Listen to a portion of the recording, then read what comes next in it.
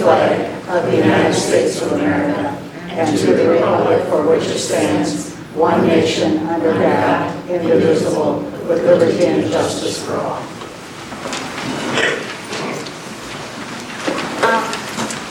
The school board will convene to executive session tonight to consider the employment, promotion, compensation, and performance evaluation data of any public employee of which the governmental body has jurisdiction or exercises responsibility under Wisconsin statutes 19.85 (1) to consider compensation and evaluations for support staff and certified staff, staffing for 2022-23-24, high school head varsity baseball coach, JV softball coach, and middle school girls basketball coach.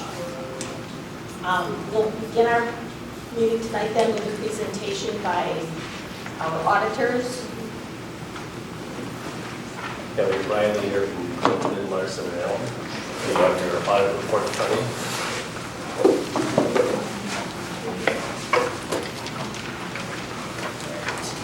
So my name is Riley Hutter. I'm the in-charge auditor on the district. Been in charge for the past couple of years now. And I'm going to start going through the audit, but I'll start with the executive summary, which is kind of a high-level summary of the audit and should be found in the beginning few pages of your financial statement.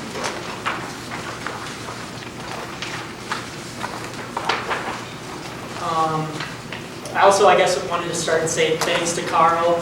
I know we work with Carl quite a bit, and we really appreciate all of Carl's efforts during the audit because he's great to work with. So I'll start with the first page here. We start with the audit opinion. This is where we say we have a clean audit opinion on the audit report. So all of the financial statements we believe are materially correct and no issues with that. So our second kind of opinion here is our opinion on internal controls and any significant deficiencies in internal controls. I'll start with the first two, which are very common deficiencies, and that is that we, as auditors, prepare the financial statements. The district staff is not preparing those, so it's a required significant finding, but that's very common and something you see with many districts. The second one is segregation of duties, and that's a similar finding where the district, based on the district size, it's unable to segregate duties, but they do as much as possible. So that's another very common finding that we see and report in many district audits. The next few findings I wanted to go over were internal control over compliance. And this is related to our single audit. We did have a few findings related to the child nutrition cluster and state transportation aid. And I guess interrupt me at any time if you have questions about any of those. But again, it's segregation of duties due to reporting. So due to district size, it's difficult to separate duties among the different programs that we tested. And we did test school nutrition, general transportation, which was the first time we audited that program recently. So I guess it's not unexpected to see a finding along the lines of that. I'll move into our kind of financial trends next on the next page. So we highlight the general fund balance here. There was a decrease in the general fund balance of about 1.2 million. And that's mostly due to changes in capital projects and improvements, which I guess there's been many of over the past year and a half. So that is expected. But the item to note on this page is that the ending unassigned fund balance is about 5.1 million, which represents 44.49% of expenditures, which is a very healthy fund balance and percent of total expenditures. I'll move on to the next page, which is our formal communications to the board.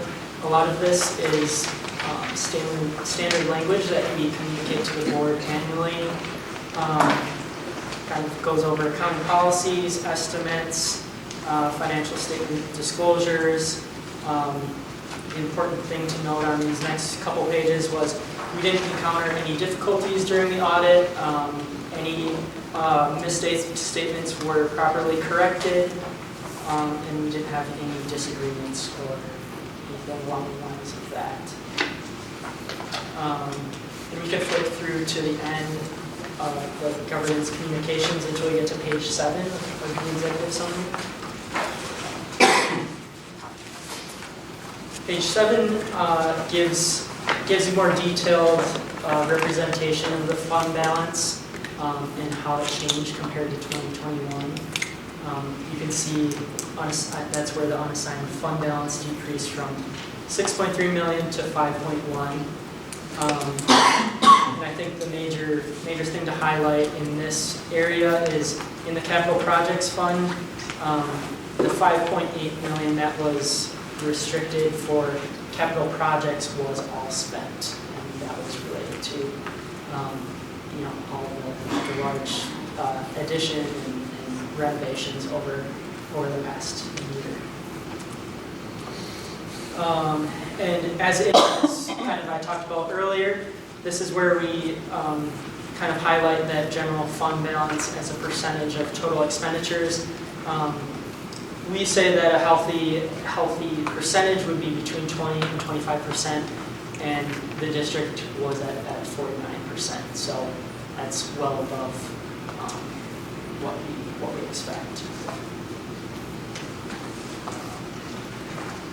That pretty much covers the executive summary. I did want to touch on a few items within the financial statements. So if you keep flipping through the executive summary, actually, we'll go to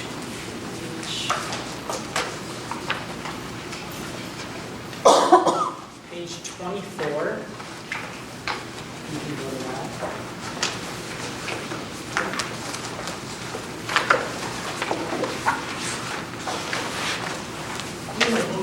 Yeah, I think that's going to be looking good.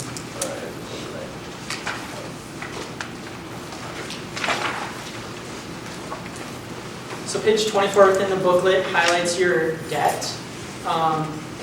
This is kind of an important disclosure just to see what debt is outstanding at this point, and your margin for new debt if you were to take out new debt.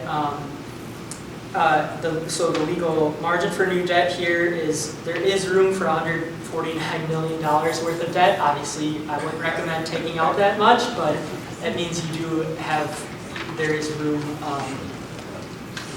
if you were needed to take out debt. The flip to sorry, I skipped a page. The page before that, page 23. Highlights a summary of all your long-term debt that is outstanding and what's going to be due in the coming years. So you can see what's due within the year, and that you have $22 million worth of long-term debt outstanding. And a lot of that is related to the capital. Below that is the schedule of all of the years that the debt payments will become due. And then we break it out for the next 5 years, and then the years 2028 through 2039 at the bottom.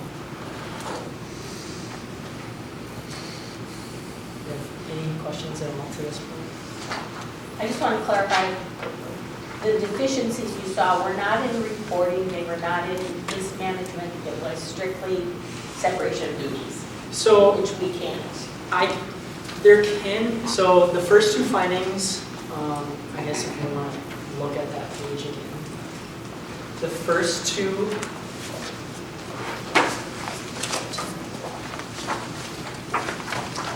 the preparation of the annual report and segregation of duties, those will pretty much always be there, no matter what. The next four can be corrected. So these were more related to our single audit testing, which is where we, since the district had over $750,000 of federal expenditures, we have to do additional single audit testing where we test specific programs related to federal funding. So we tested the child nutrition cluster, which is the food program. The first finding related to that is segregation of duties, but it could be fixed with additional oversight. So, for example, if the food service director were to fill out his report, that would be an area where Carl could review that report before it was submitted. And if that's being done regularly, then that would be one that could be corrected.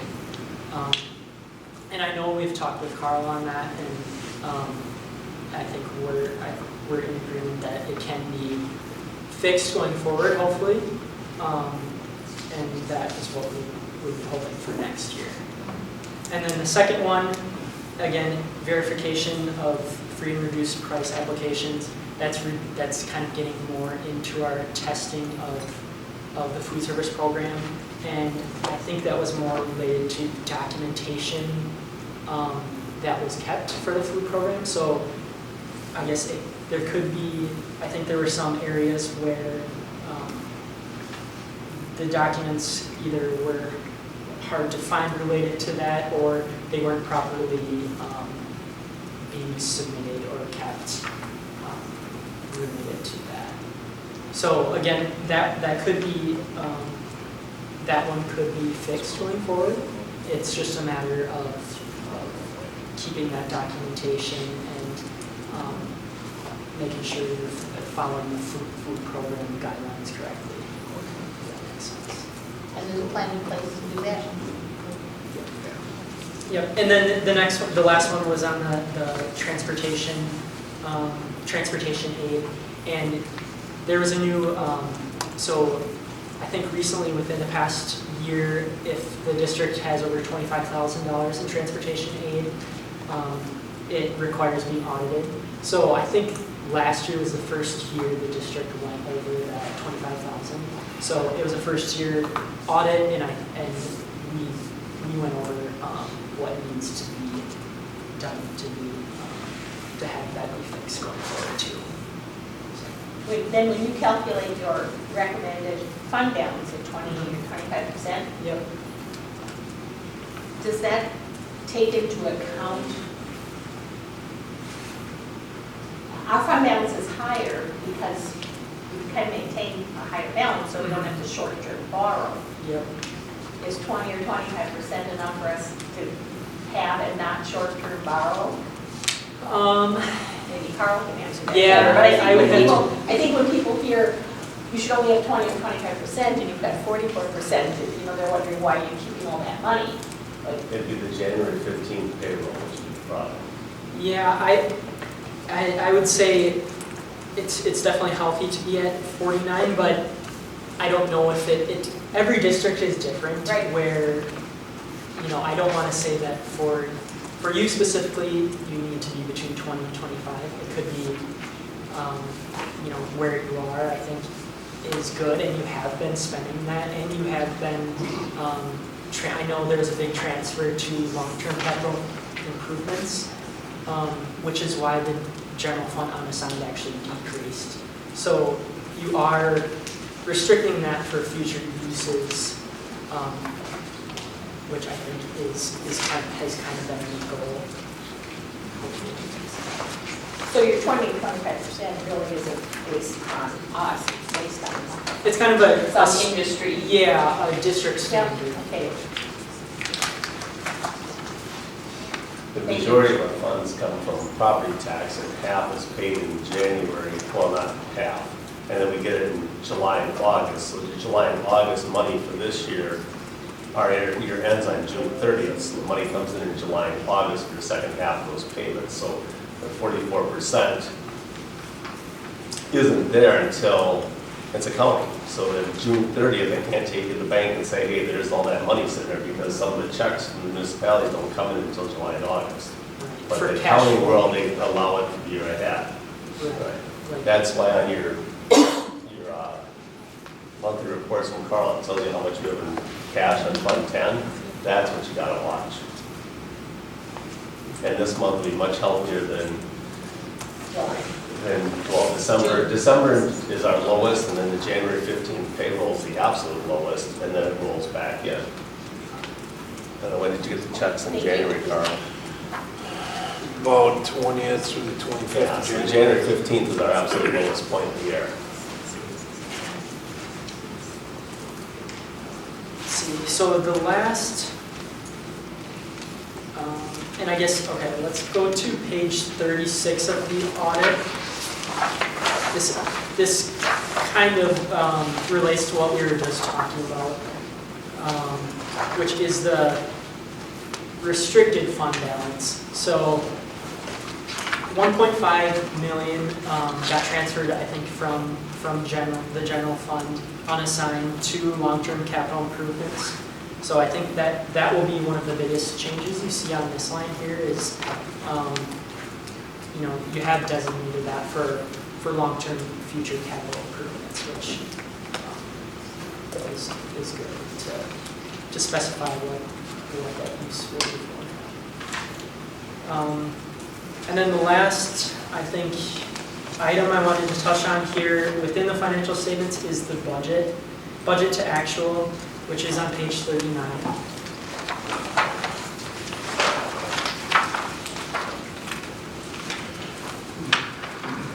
So I think I just wanted to highlight this because I think it's a helpful tool to kind of go over and look at from a board perspective.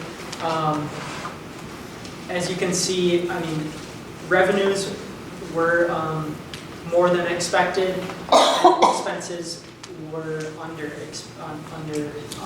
budget. So you really, I guess, came out ahead there, and I think it's you can look at the variance column to see what the different areas where that occurred. But I think I wanted to just highlight that to say it's a good tool to look through if you're going forward. If you have any questions.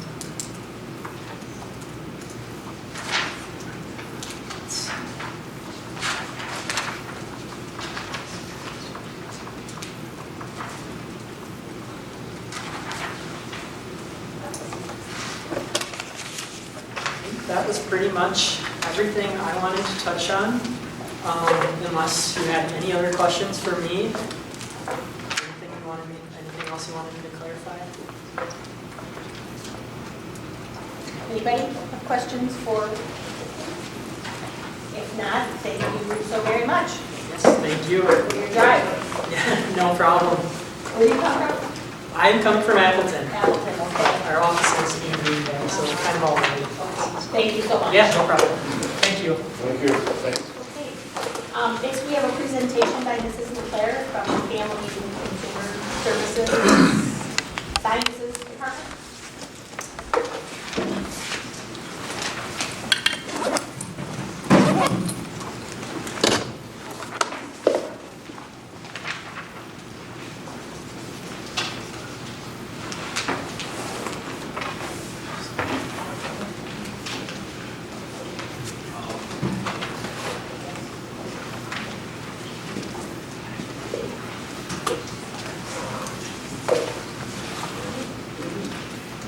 Welcome, thanks everyone for coming to see me. Nice, real nice. Okay, well, moving on, let's start with The most interesting part of the night. Okay, well, good. Introduction, many know me, but many do not. So my name is Tara Geisel LeClaire. I am a graduate of Sevastopol. I received my undergraduate at UW-Whitewater, completed my master's degree in 2020 at UW-Stevens Point. I am married to my husband, Aaron, 20 years this year. He is also an alumnus of Sevastopol, so we are proud pioneers. We have 2 children, Elena, who is in 8th grade, and Reed, who is in 6th grade, and they're our 3rd generation. My dad went to school here, so we're proud to carry it on. So my titles, I am Family and Consumer Sciences teacher. I'm also the Carl Perkins coordinator for the CTE programs here, and then the Career Transition coordinator. And I'll get into a little bit more of that later. All right, so welcome to Family and Consumer Sciences. The acronym for it has changed many years. I think back in 1994, it went from Home Economics to Family and Consumer Sciences. It's been called FACE, FACS, all sorts of things. Now it is known as FCS, Family and Consumer Sciences, and they added the sciences component to it because of the food science potential and possibility to teach in schools as a science credit. So it's a comprehensive body of skills, research, and knowledge. It helps make people, or provide people to make informed decisions about their well-being, relationships, and resources to achieve optimal quality of life. It includes human development, personal and family finance, housing and interior design, food science, nutrition, wellness, textiles and apparel, and consumer issues. It emphasizes on issues relevant to today's individuals and families and skills critical to be successful in the 21st century global society. In Family Consumer Sciences, we integrate many types of education, math, reading, communication skills, problem solving on a daily basis, organizational skills, and work readiness in each area that we study. So I have this really amazing functional classroom space. As a past student, I was used to the 1970s classroom, very functional. It served us well, but what a wonderful opportunity to have a complete gut and facelift to a new space. I love the new space in that it doesn't necessarily scream that I teach just foods classes. I have 2 distinct areas. I have a kitchen in the back and then the classroom portion in the front. And they are not intermixed like the old classroom was. So I love that because we can do our curriculum in the front and have our lessons without the distraction of the kitchen. And when we're in the kitchen, you know, it's nice to have that separation. So it's a really awesome space. I'm very thankful to have it. The kids love it. They take great pride in working in it. They take great pride in the food that they prepare, the cleanliness of it. It's bright and clean, and it's just really nice to teach in, and it's great for the kids to learn it. All right, so here's my motley crew of course offerings, and I'm going to briefly go through each of these tonight so you have a better understanding of all of the areas that I work in and I teach on a day-to-day basis. I not only teach high school, but I teach middle school offerings as well. So I start with the 6th graders. I get to see all the 6th graders every year. I teach a 7th grade academic and career planning class as well as 8th grade academic and career planning. I'll go into more details on these. And then high school course offerings include child growth and development, exploring health careers, fundamental foods 1, fundamental foods 2, global eating, healthy living, housing and interior design, and then lastly, living on your own. And in one calendar year, I could be teaching a majority of all of these. So it just depends how the schedule goes. So the first one, we're going to start with the youngest first. This is my 6th grade exploratory class. I love this class. I love getting these 11 and 12-year-olds in my room. So it is a year-long class. I teach half of the 6th grade first semester and then the other half second semester. It's just they get a little snippet of a little of what I teach in the high school level. I really hone in with this group on the kitchen aspect because for many of these kids, they have little to no kitchen experience, and I really want them to be self-sufficient when they need to be and confident in the kitchen and being able to identify kitchen tools and know how to use them safely. So we spend a good portion of time working on safety sanitation in the kitchen. We talk kitchen basics. Right now my 6th graders are learning how to read a recipe. And it's challenging to read recipes and understand it because there's so many different words and cooking terms in it that they have to understand. So we talk about all of those things. Measurements and equivalents, we use a lot of math. So it's really nice. Ms. Ricola and Ms. D'Antoni prepare these kids with fractions, and they have to reduce fractions and multiply fractions. So we do a lot of kitchen math and equivalents. Kitchen tools, we go through the kitchen. And I have the students, we name the tools and we learn what the tools are used for. And if they have the same tools in their kitchen, we talk about those things. Abbreviations we go through. And then a fun one here in a picture that shows kind of the group of students is I teach a dining and general etiquette. So these kids are not babies anymore and they're not grown-ups yet.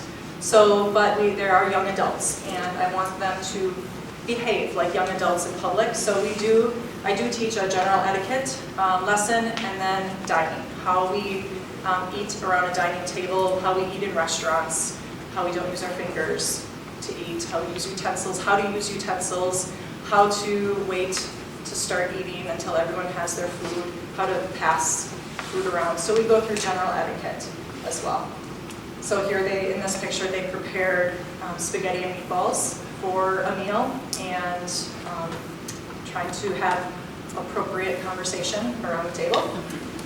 Child care and babysitting is another one. So I teach a child development class in high school. So the child care babysitting, this is the perfect age to introduce this to because these kids are getting their first jobs as babysitters. And so I want to teach them safe ways to care for children. We talk about appropriate food at different age levels to serve children. We also talk about more serious topics like shaken baby syndrome and basic care for children. And then of course that is always highlighted by their project, their egg baby project, where they care for an egg, hollow egg baby for an entire week. And they definitely have some challenges with that and caring for that one little thing. So they know the importance of caring for children. This is a new offering. We started offering this in 2021 and 2022. And at that time, it was just the, which is now the current 8th grade, took this class last year, academic and career planning. And now I teach both 7th grade and 8th grade academic and career planning. I see the students for 1 day a week. So they're on multiple rotations. 2 days I see the 7th grade classes, and then 3 days I see the 8th grade classes. So I see them once a week, and we go over academic and career planning standards. The careers that you see here are future 7th graders, what they're aspiring to be this year. So lots of wonderful ideas, and not one of them is a professional athlete. All right, so the content that we cover, 7th grade, we just ask the question, what is ACP, why am I here? That's usually, what is this and what does it mean to me? I am 12, 13 years old, why am I having to decide what I want to be when I grow up? I am just 7th grade. So we talk about the reasons for that. We talk about their goals, where do they envision themselves in their life? We also introduce them to Zello, which is our online career platform that we use here at Sevastopol. It's kind of like career cruising, you might be familiar with that. So this has been a really nice way to infuse that computer module program at the middle school level. High schoolers don't love it, but the middle school does. So this is a great place to put it. We talk about how high school courses have relevancy based on what they want to go to school for. So if they want to go into healthcare, taking classes in science and math and different types of areas might be a better use of their course choices while they're in high school. So we talk about how that is a relationship to their careers. We talk about current time management. Many of these students are playing sports or in the play or doing forensics and all these things, and they're juggling that school life balance. So how do you manage your time? How do you become a successful student? So we talk about ways that we can manage our time, things that we're doing maybe at home that are not a good use of our time so that we can be successful students. We go over learning style assessments. It's important that every student in my class knows that not everyone learns the same. So if someone doesn't understand something, just be patient because maybe they need to learn it a different way. So we talk about different learning styles. Post-secondary options we're currently talking about right now.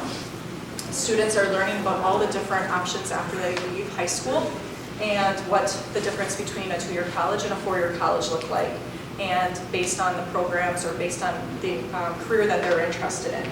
So it's important for them to see that and understand that. They did complete a career lab book. You're going to see some examples of that in the next slide, but it's just a tangible research project on the career that they want to enter. And then we'll look at colleges, different kinds of college that specifically specialize in or major in those areas. The 8th grade group, we continue Zello throughout the year. We are reading a book this year. Now this is all brand new this year for this group. So we are reading 7 Habits to Highly Effective Teens by Sean Covey. You might be familiar with 7 Habits to Highly Effective People by his dad, Stephen. We talk about 21st century skills and workplace readiness skills, what employers are desiring in employees. And then since these students are turning 14, they are legally eligible to have a job. So we talk about employment and what they need to know and what kind of forms to complete in order to be employed. We will be going into how to fill out a job application, start a resume, start putting some of the things that you've done, volunteered for, start building a resume, and then how to interview, how to be able to answer questions. And at this age, they could walk into any business in Door County and be hired like that. But it's important that they know some of these skills, how to dress and things like that, even at this age. So here are some of the students, some of our future pioneers and things that they're aspiring to be. We have a financial manager, veterinarian, surgeon, computer engineer, park ranger. Did you know that? No? Operating nurse. What do we got? Interior design, just like Mama.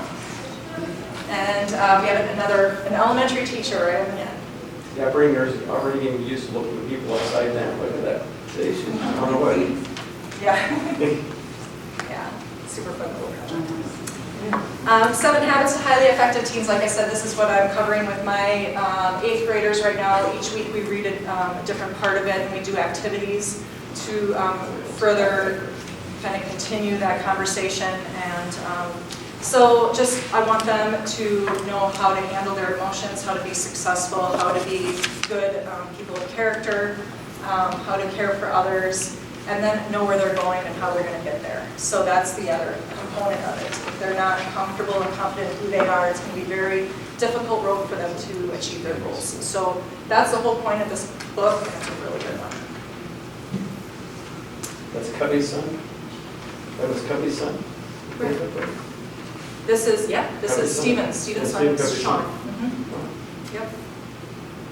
All right, now we're into high school.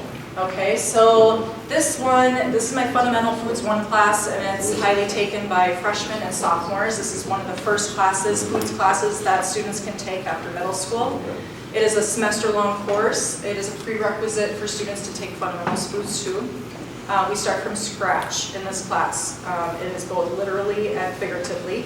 We learn the basics of the kitchen. We cook at least once a week. Students learn the fundamentals of the kitchen while making decisions about what they eat. Some of these kids have seen some of this material back in 6th grade, so how we move through it really kind of I feed off the students and what they're recalling from that 6th grade, but it's a long time from being a freshman or sophomore.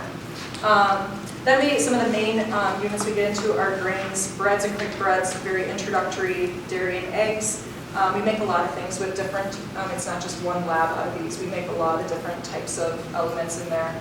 You can see Jaden up on the top, he's got homemade pasta. The girls at the bottom here, we did a knife cuts lesson on using all the different types of knives, what they're used for, so they made apple swans with those, with their knives, to just kind of practice some of those skills. The next class we have is before that.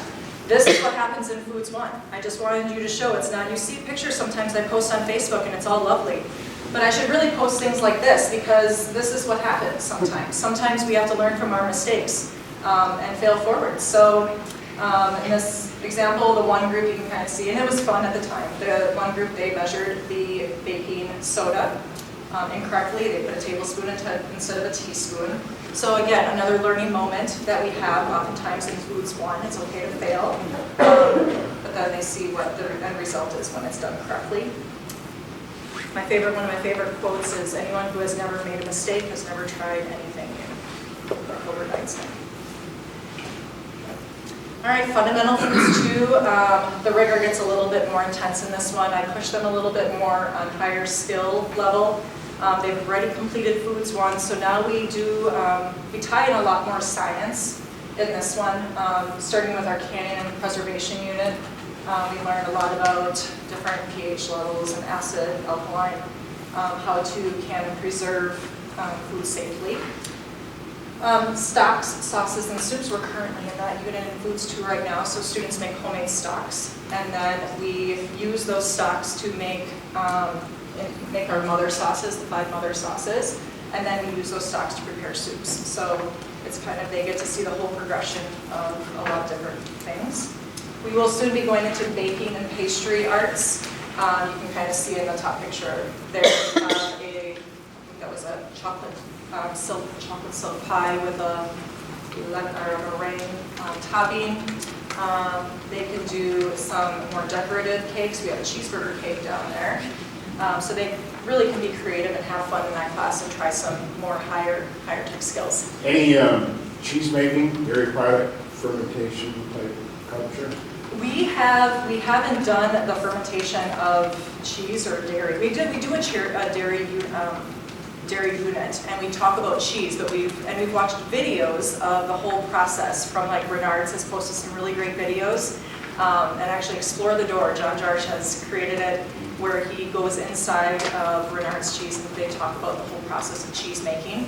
But we've never actually done the whole process ourselves in that regard. I think it takes longer than a 43-minute class to be able to do that. There are some things that I would love to do, but in a 43-minute class period, you got to kind of pick and choose some things. But yes, we do that in Foods 1 class. We talk about, different things, fun things, sandwich salads, fruits and vegetables, meat and poultry, and we get into nutrition and our dietary choices and influences in Foods 2. So Foods 2 there in the kitchen is pretty much from start to finish, and we learn in between. All right, so, can you pronounce that?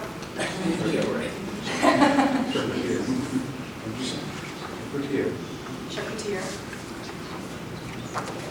I put that word up on the board. Everybody knows that word now. Huh? It's like the new word. It's right.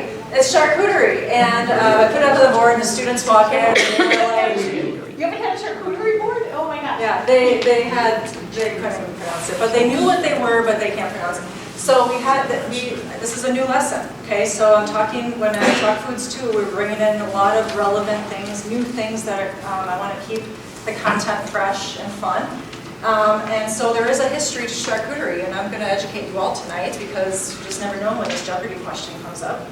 But it actually came from 15th century France. It comes from the French terms chair, which means flesh, and cuit, which means cooked.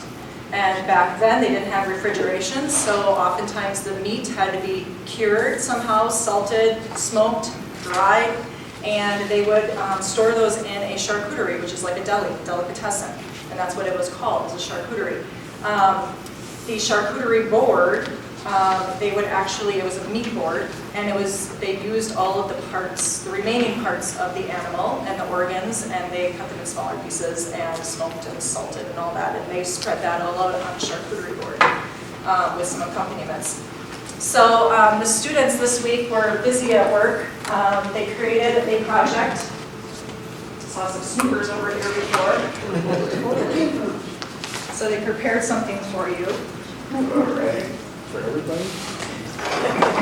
So now we got to find, this is for, Mr. T. They made you one. Nice.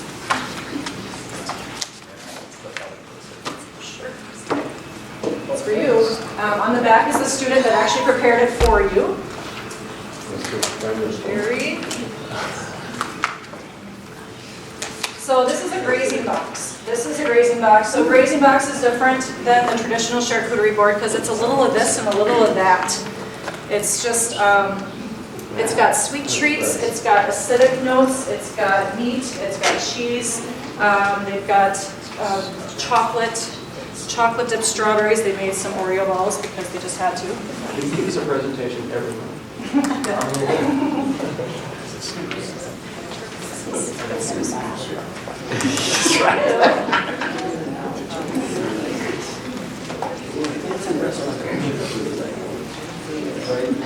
Yours are definitely going to be the winning presentation. That's all that matters. So while we did this, they realized really quickly that this could be a really nice business to enter into. So we talked about some of the entrepreneurial spirit of how to do this, of how to launch a business like this. So I hope you guys enjoy a little treat from the students. They had a lot of fun making this.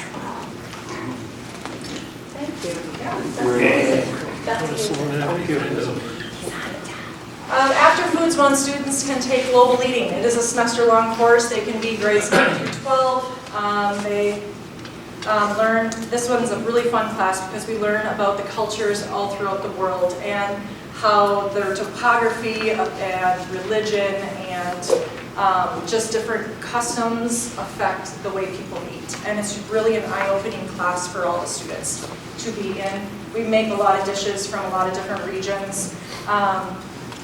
You can see Lily here, she's rolling out some sushi rolls. This is a German, it's an apple, German apple strudel. There you go. And then this was our Christmas project. This was a European bûche de Noël.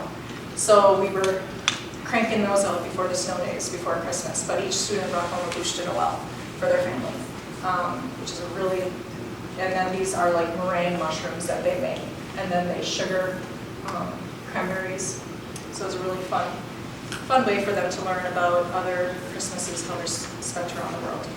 But we go into United States and Canada. We look back into our original heritage in the United States. Mexico, we go to Latin America, Caribbean, Europe. We spend a lot of time in Europe. Mediterranean and India cuisines. All right, here's child growth and development. Students in 10 through 12 can take this class. It's a semester-long class. I'm currently teaching it this semester. Students who take this class are not only interested in parenting and being a parent someday and caring for children, but they also might be interested in a career that is working with children.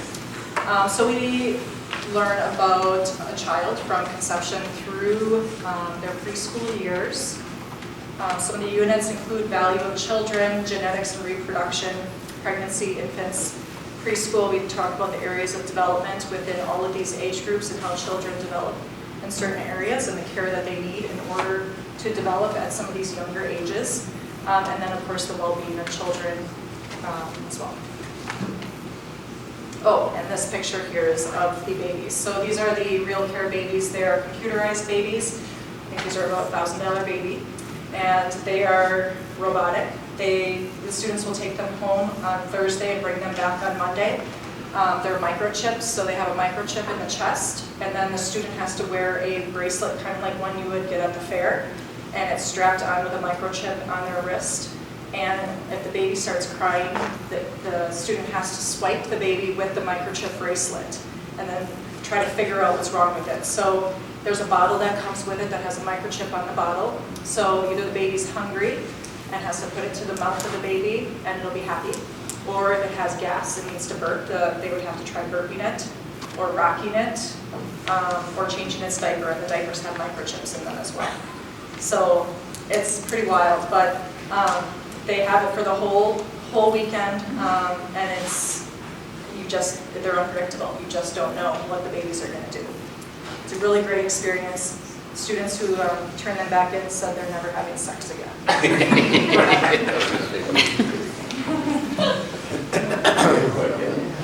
drives the point home.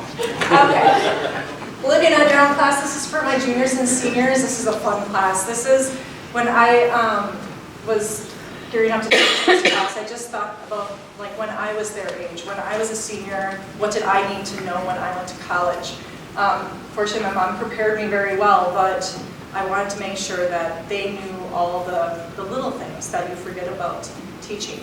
So we first start off the semester talking about goals, where you're going in life. We write a 5-year plan. And then it's kind of fun because 5 years later, out of high school, I like to mail those 5-year plans to them to see if they're on track to what their dream was. Finding and maintaining a vehicle and home. We work with Dan Katrina, our resident mechanic here, and we talk about auto maintenance, basic auto maintenance, how to care for your vehicle, what happens if something goes wrong, what happens if you don't have data or Wi-Fi on your phone to learn how to change a tire, so students will get to do that. We talk about budgeting your home expenses.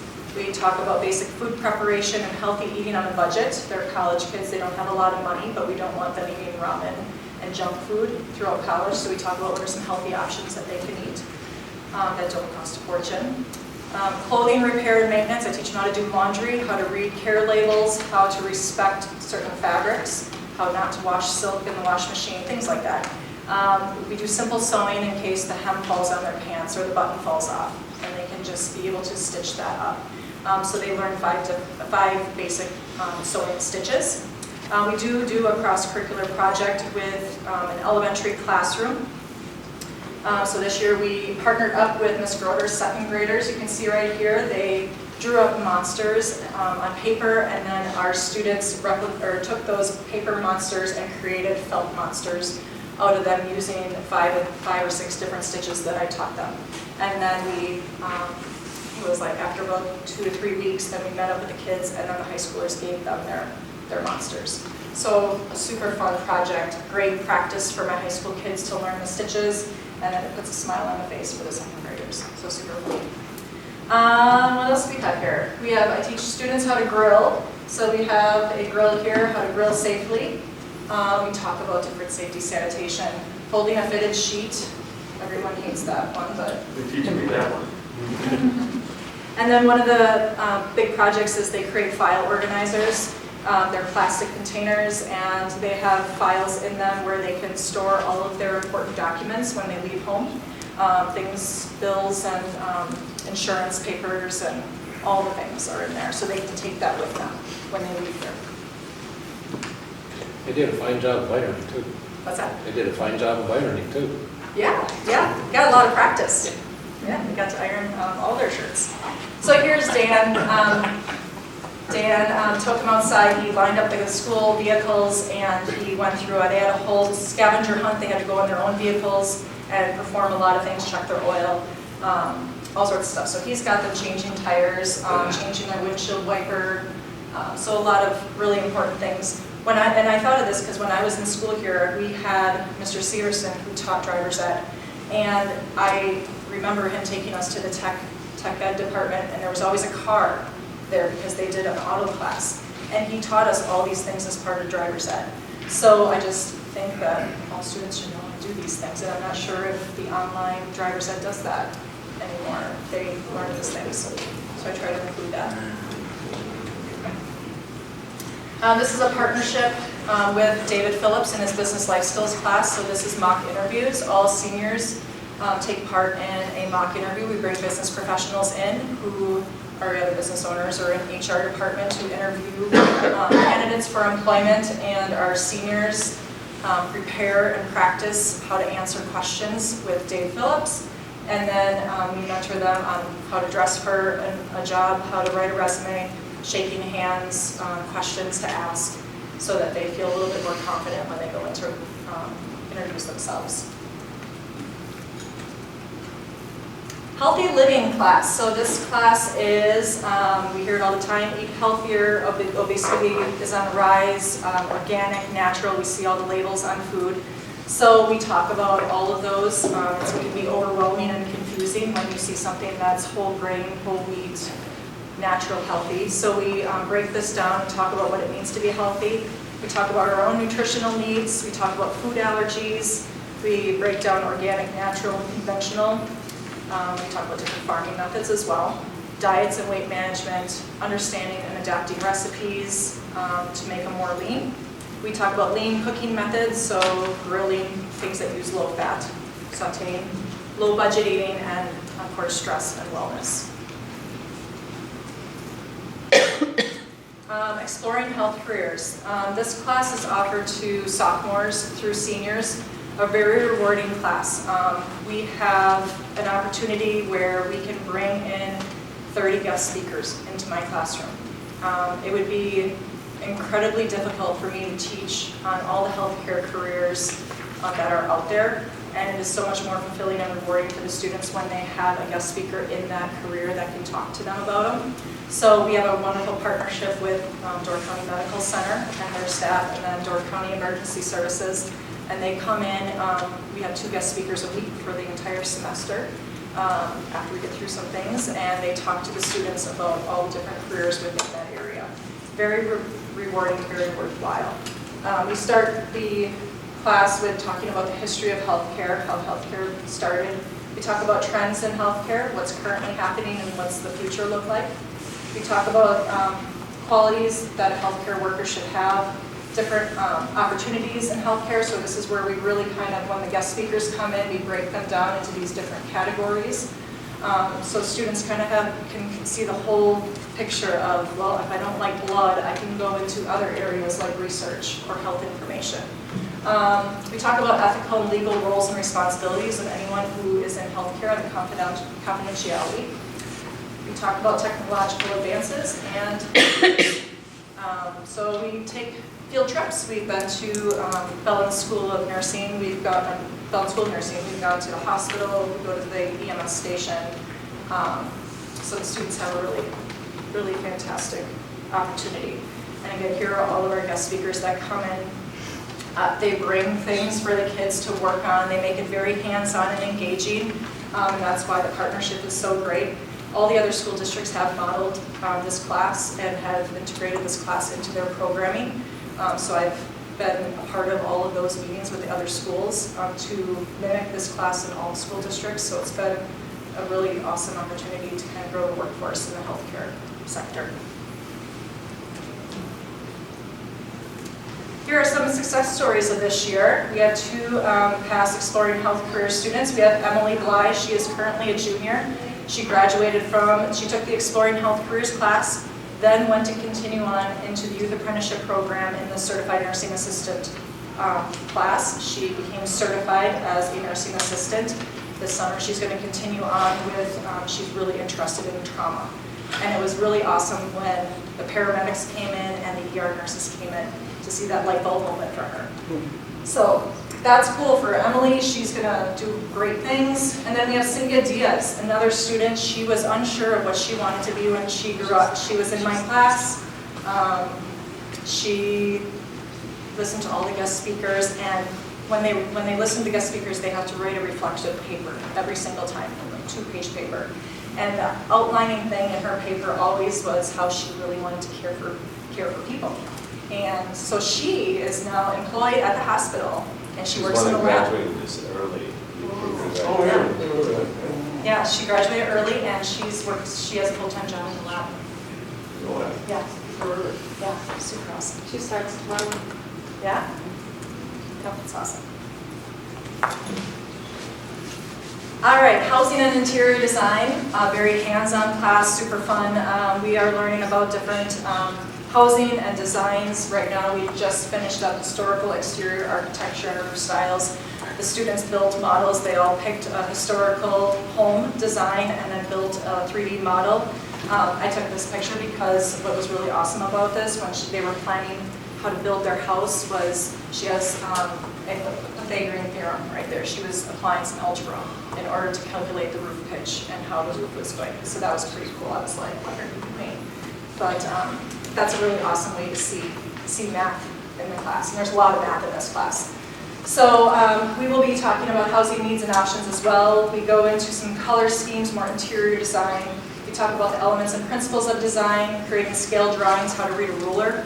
It's important, and design and interior spaces. We use an online program called Room Styler, which makes those really cool, like almost seem like a picture was taken room, and they can pull in like furniture from Pottery Barn and IKEA, things like that, to incorporate in their rooms. So it's really fun.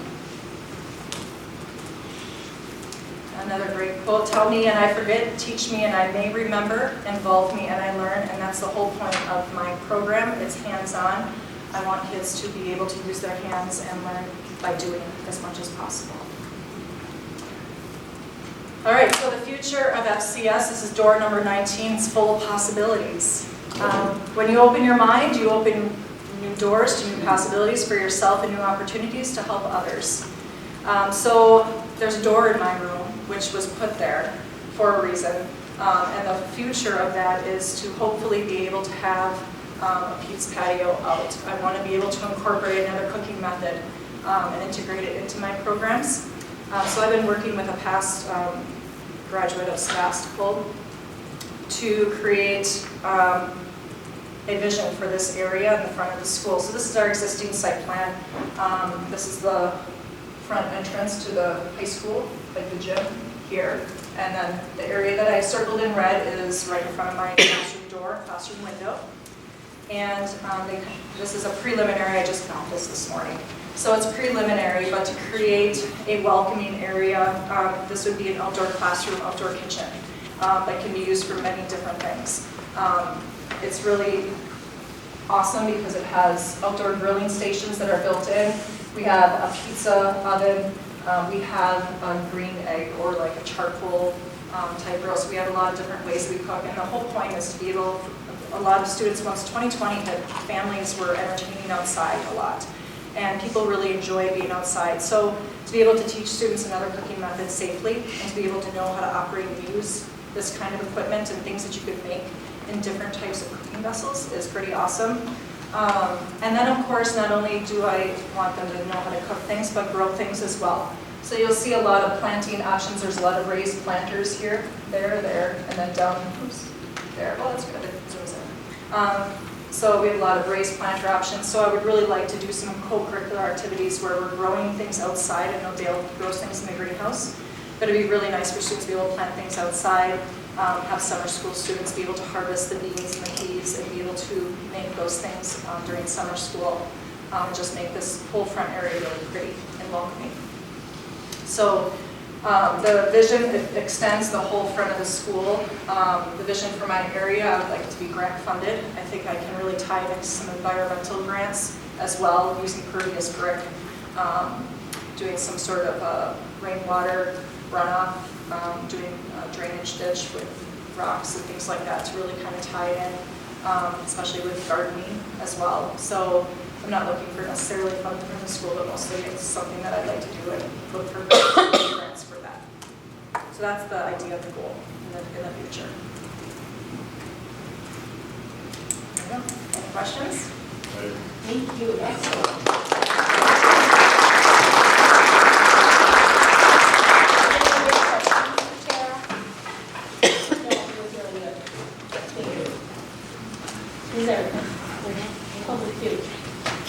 Yeah, enjoy. Make a fun thing, you know. Oh, the heart-shaped cheese. We've used cookie cutters that the tech ed department. I couldn't find cookie cutters to put the cheese, so they whipped these up on the 3D printer. So that was kind of cool to have that resource. Excellent. I like the cross-curriculum you're doing, that's great. I needed some small cookie cutters.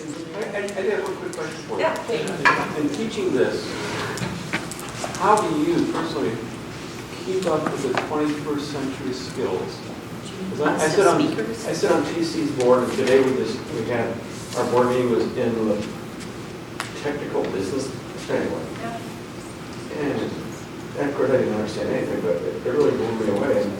And you know, they're talking about jobs in high school, making $85,000, $95,000 in the area of computer security and all that stuff.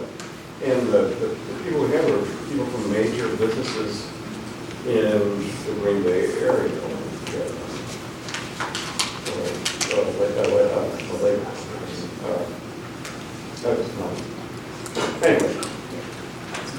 KI and all those people with it. And this conversation is, and one of the jobs they talk about pays up, they're looking for somebody that's, they just need to know the technical skills. It's like they're offering $365,000 for these skills. So, and these skills are always changing. So how do you plug in to know that? Yeah, the 21st century skills, the soft skills. Yeah, how do you- It's how do you- communication. it's changing. It's communication. It's looking somebody in the eye. It's being able to communicate. It's your disposition of how you hold yourself. It's showing up to work on time. It's being accountable for your actions. Some people don't do that. So it's just being a good person and being responsible for yourself. The skills are taught at the college, right? Those technical skills are taught at the college, but those 21st century skills are hard to find in employees. And That's ironic because when we're going around the table, these people from all these big companies talking about the job interview process, that is exactly what they talk about. That they assume you've got some of the skills, technical skills to do the stuff. There's those skills you just talked about, and that's what they search for in the job interview process. So we do a whole handshaking thing before the Yes. kids go into the gym. And They don't- shake their hands, and if they have wet noodles, they have to redo it. One of the places, Yeah. if you don't walk in with a suit on, you're not going to get a job. You come in looking like a slob, you're out. Okay, I'm sorry, we've Thank got to you. move on. Very good. Good job. Okay, we have guest comments next, so just to review the guest comments, those that signed up to speak will be able to speak. You get 3 minutes to comment. Mr. Open will keep time and he will give you a notice about 30 seconds before your time is running out. So to speak in an open session, we have Gretel Sanicus.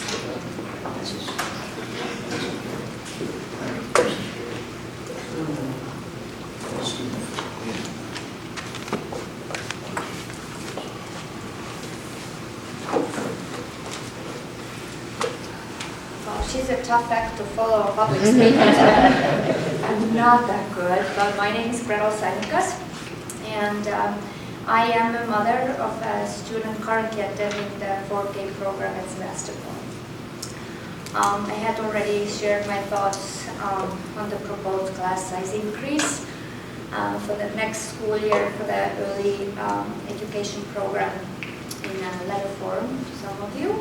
And I would just like to take a moment to summarize and communicate a few of my concerns as a parent. First, I would like to congratulate Sevastopol School for having such an incredible early education program.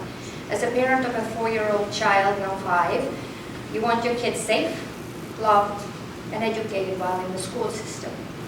All these aspects have been met, even more. I'm daily impressed by the enthusiasm my child looks forward to her school day and the impressive projects and knowledge she returns home with each day. This kind of amazing development in such a young kid is only possible due to the benefits of a small class size. The age group requires a lot of additional assistance with each small task at hand, and smaller class sizes lead to less disruption, more time for instruction, and provides teachers ability to tailor instruction more individually, making sure all kids develop at their own educational curve. You have an excellent program with first-class staff today. Preserve it by all cost. The proposed class size increase from 11 to 22 plus is a great concern to me as a parent. The quality of the education will suffer. The neighboring schools have capped Gibraltar on 15, Sturgeon Bay about 13, 14. They can do it, we can do it. There is a way. I understand that the proposed change is due to the budget deficits. I manage 3 businesses in Door County, so I understand budgets. I understand also that lowering the quality to justify bottom line is a very short-term fix and can have devastating long-term consequences. Increasing the class size could easily result in the loss of current students who are looking for the small class environment. Have we looked at every possibility, opportunity to change this? Have we reached out? Have we reached out to a generous community? who has wholeheartedly supported this new addition and these programs? Have we reached out to state of Wisconsin for assistance? Have we looked at historical data and seen how these issues have been resolved before? This can't be the first time in the history of the school that this has happened. The bottom line should be and is that kids and their education should come before dollars. Kids should always come first. And I kindly ask you that all of you consider all alternatives before making this decision that will affect the education, the quality of education of the kids we all care about. So thank you.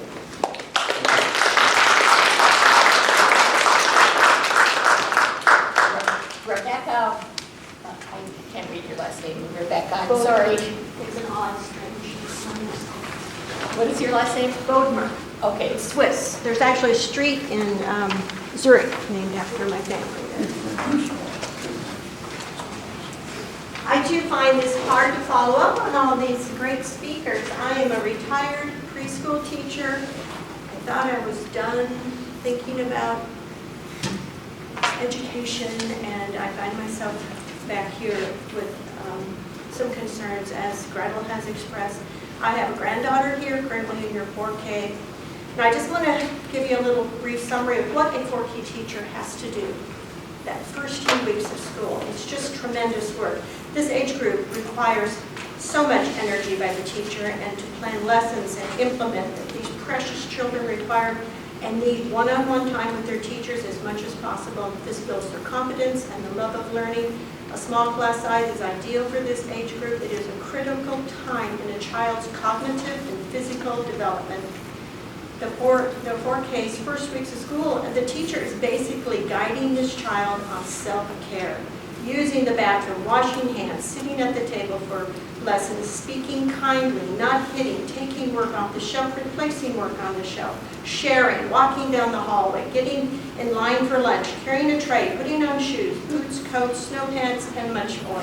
This is all important work, and it is very time-consuming, even with a small class size of 2 teachers. And I understand there is a budget matter. I understand. And I understand we have a responsibility to the taxpayer. But I am hoping that you will find room in the budget to fund and support your 4K and 5K small class size and your teachers.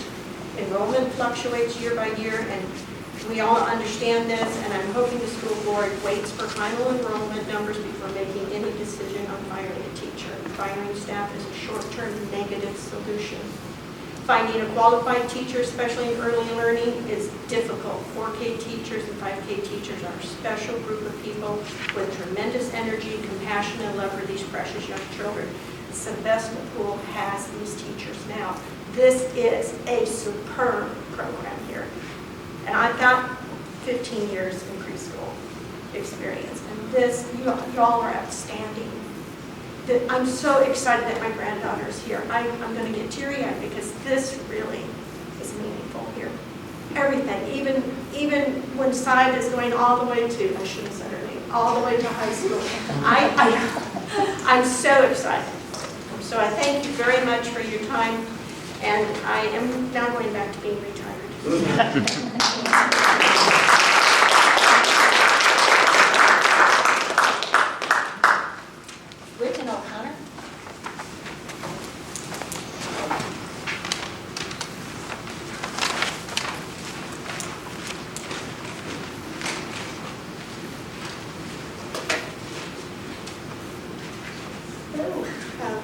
My name is Brittany O'Connor. I am the parent of a 4K student, and I'm also here to voice my concern regarding the proposal to downsize the 4K kindergarten staff in favor of higher student-to-teacher ratio. My child will be directly affected by this decision. I'm deeply concerned that this will have a negative impact on my child's learning. Children benefit from individualized education, as Becky Lundberg so eloquently laid out. They benefit from a teacher being able to spend more time with them on the tough learning. They benefit from having teachers that are actively engaged in their classrooms and not stressed, overwhelmed, and burnt out. All of these things are at stake with a proposed plan to increase class sizes and downsize teaching staff. I've heard from you that this is a question of fiscal responsibility to the district. However, I can't help but see this as a short-term solution creating a long-term problem. If enrollment increases and we do not have the staff to manage the influx, we are going to create a strained work environment for teachers. This will trickle down to the students. This will impact the quality of education. And as I'm sure many of you are aware, we are facing a nationwide labor shortage, and how will we replace the necessary teaching staff when the need arises? I respectfully request that you reconsider this decision and consider very carefully the teaching staff that we have here. And I appreciate the time you've given me to speak.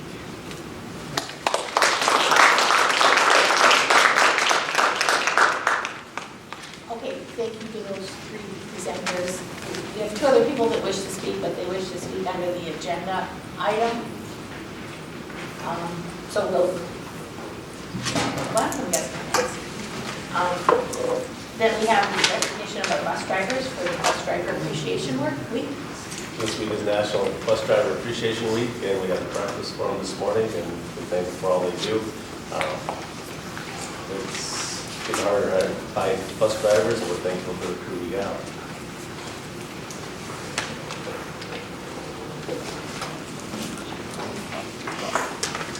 Does anybody have an item they wish removed from the consent agenda? Hearing none, then the consent agenda is approved by consent with donations of $2,000 for live theater student education enrichment through the Door County Community Foundation, $1,000 from Amy Latka for the music department percussion overhaul. Amy Johnson donates $250 for the percussion overhaul. The Pioneer Athletic Booster Club, $200 for the percussion overhaul. And Sevastopol Band Music Arts and Theater donates $1,000 for the music department percussion overhaul and $1,465 for live theater for student education and enrichment. So thank you very much for those donations. We'll move to administrator reports. Begin with Mr. Hills. Thank you. Just like to bring everybody's attention. This week was Bus Driver Recognition Week. Last week was School Counselors Appreciation Week. And I'd like to do a shout out to Mrs. Retzloff, Mrs. Malfart for all the work that they do in the school to make sure that things run the way that they need to. Let's see. Also, we recently had an author visit. Baptiste Paul is his name. Very engaging fellow and did a really nice job with our students. It was nice to have him here today. Any questions for Mr. Hills? Mr. Schaefer. Well, I have a few things, but I think, first of all, today I had the tremendous opportunity, probably one of the highlights of being a principal here, but I got to call down our two students who were selected as our valedictorians today. That was an incredible experience. It was awesome to see their expression and their joy and the hard work that they put in and being recognized, so that was a lot of fun. Is it okay if I say who they are? Okay, so Johanna Andre is our valedictorian, and Claire Haberly is our other selection. So two excellent candidates, two great young people, very well deserving. Also a big shout out to Lindsay Shue, who is the Miss Door County, who will be representing Door County at Miss Wisconsin down in Oshkosh in June. That was pretty awesome, and the video, seeing her win and the humility and class and integrity that she carried herself, it was truly admirable and just something to be very proud of. And she'll represent us really well, I know that. And my third and final thing, we started doing something this month. We've started, the tickets are called the Pioneer Way tickets. Our middle school and high school teachers have them. They were designed by one of our students, Henry Bly actually designed them. They turned out really cool. They got the Pioneer Pete behind. The student name, teacher name. And I think what's really cool about these is the teachers, when they have been acknowledging students, and how are they acknowledging them? They are looking at our Pride model that we have with our poster, and they're looking for students who exhibit the characteristics according to our Pride model. So I brought the small version here, but just kidding. So this is our poster. It turned out really, really sharp, which highlights our mission, vision, and guiding principle, as well as our Pride values. So teachers are identifying these students. An example of something cool when come down, I had a student that came down and he's like, because when they get the ticket, they need to bring it down to the office. And we have a basket for the middle schoolers, a basket for the high schoolers, and we're going to have a drawing at our monthly assembly where students have an opportunity to be recognized as well through a prize. Every student that is recognized will get a certificate, but what's really cool is when they give it to you, and like with some of the students, I'll say, well, what is that? What do you got? And he goes, it's a Pioneer Way ticket, Mr. Schaefer. And I'm like, okay, well, what is it for? And then when the student's like, well, I got recognized. I go, what? You got recognized? For what? Read it to me. And then they read it to you, and they're hearing all these amazing things about themselves. And then you ask them, like the last student I did it to, I was like, well, how did that make you feel? And the student looks at me and goes, awesome. And I high-five them and take the ticket, and just another step in building positive culture and going. It doesn't cost us any money. It doesn't cost anything to just go out of our way to recognize students, not just for academics, but for being great citizens, great people. Another one we got the other day was about another student who was caring and compassionate to another student who was going through a hard time and was there and spent extra time to make sure that they were doing okay. I think when we look back at our mission statement, I think all the comments that have been put down really are an attribute to building the whole child. And I think what we're putting in place really is really doing a great job of that. That was a feel-good moment. Thank you. Any questions for Mr. Schaefer? And none, Mrs. Margra. The theme really of my February report is on collaboration. So I'm really looking forward to spring because there's opportunities for us to do some in-house, to start talking about some in-house professional development between the pupil services staff and the rest of the general education staff. So looking for opportunities to continue to work together and improving, on how we are working with students in the classroom and providing the accommodation so all kids can learn in the classroom. So I'm excited to start that. Another piece is talking about, or really meeting with the administrators first and then the staff on the Kids Get Ahead initiative and really coming up with how are we going to use this new funding to continue to help our kids, with social emotional development and their mental health struggles right now, specifically looking into a Tier 2 social emotional learning curriculum for staff.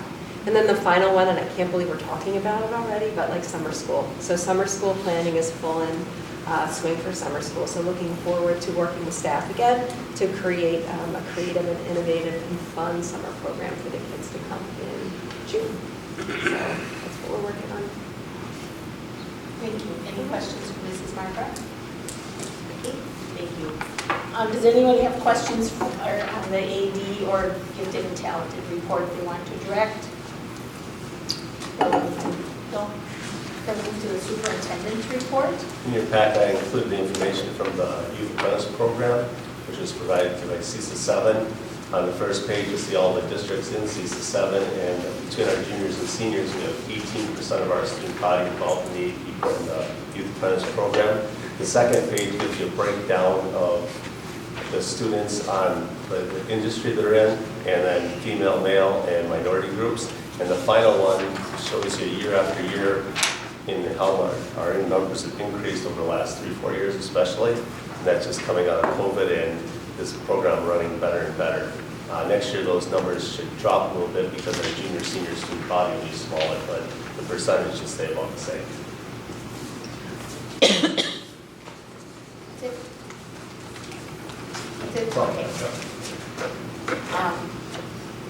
In regard to the bus drivers, I had a couple of parents contact me because people were going by the bus and their kids almost got hit. And when I asked about the bus driver turning the lights on in time, they were like, we have the best bus driver. We love our bus driver. He does everything right. And then this week on Facebook, people were posting about Bus Driver Week, and people are jumping in and saying, we love Larry, we love Irv. People love our bus drivers, so I need to tell Dan that, and he relates that to them, because for kids, the first person they see in the morning, and they really seem to love their bus drivers, which is a great thing. Well, about our buses, We have a couple of buses that have cameras on the outside as well. We've been having some people that will do the stop arm, and we're ordering a couple more. Each new bus we get will have those equipped on it. We're ordering a couple for the buses that are most recently purchased. They're at $1,500 a piece to put them on, but then the older buses are $5,100. We're going to hold off on them because we keep replacing our buses. The bus we ordered last April was supposed to be here in January. They told us March, but I don't know if it'll be here in March or not. We just got our other bus that we ordered in December. We didn't get that one until September. So each new bus will have interior and exterior cameras on. Which doesn't necessarily make it safer, but if a few people got caught going by the bus and got their $300 fine plus 4 points off their license, it might wait. Do you need the video footage though? The rest of the Or world, can the bus driver report if they get Usually license plate? our bus drivers that don't have the cameras are opening the door, run their lights, making sure the kids are safe. The car goes by so fast they can't catch the license. Every stop they don't sit and look at the car across from them and say, all right, I got that license plate number, and somebody blow by, and then it's, yeah, it's too quick. So we did have meet and confer on February 7th, and I think all the board members that are here were there that day, but for the benefit of the administrators and audience. A question came forward last month. We passed a policy on a health policy regarding biometric screening, and the person that brought it up said, well, we don't know why the staff didn't do biometric screening last year. Wouldn't you have surveyed them before you enacted the policy? So the policy is the policy, but that was a good point. Sometimes it may be easy to have Mr. T send a monkey type survey to staff if we want to get a quick feedback. So it's a good point, well taken. One of the middle school teachers questioned I'm not sure if it's elimination or restructure of their enrichment time. They have intervention time and enrichment time. And she said she didn't feel like she was getting an answer. So I think Mr. Schaefer and Mr. Lukey are working on that. Yeah, we've been working on, I don't know how many days we've worked on, but yeah, we got a plan. We addressed that at our. So you addressed it with Yep, them? yep, Okay, great, done. Address what? I'm sorry, so. It's a scheduling for enrichment, intervention, resource time. In the middle school. And then the rest of the meeting was pretty much people speaking with us about a possible reduction in staff at the 4K, 5K level. That's not been that's not a decision yet. It's an item that was brought forward.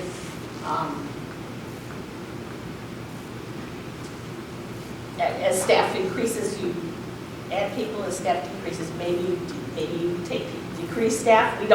There's not been a decision made, but we heard a lot of input on that. We heard some input tonight, and we'll be discussing that again in closed executive session tonight.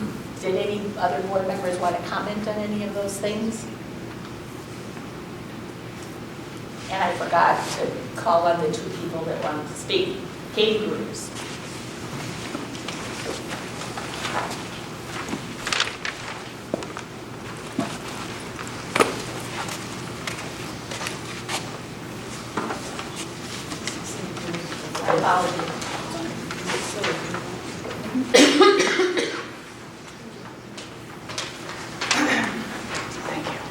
First, I'd like to thank all of you for meeting with us last week.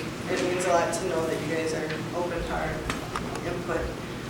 One thing that was asked of us was to offer out, out-of-the-box solutions for a problem with low enrollment in 4K, 5K. Personally, I'm not convinced that this is a problem at this point. Like, do we have a trend, or is this just one of those classes that are smaller than what we're used to?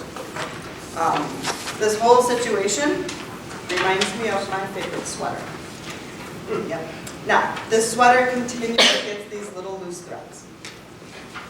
And I could solve this problem. Every inch of me wants to solve this problem by cutting it or stretching it. But we all know that this solution would solve the problem in the short term, but not the long term. In the long term, I could lose my sweater, right?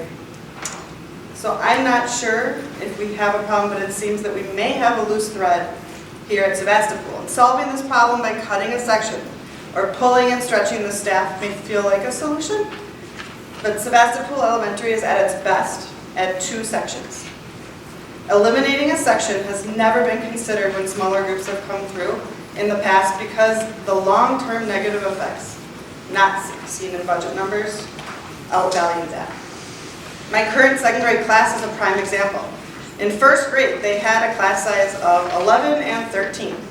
This group now sits at 32, with 16 in each section. Creating one section wouldn't have allowed the wiggle room to grow when growth is the goal.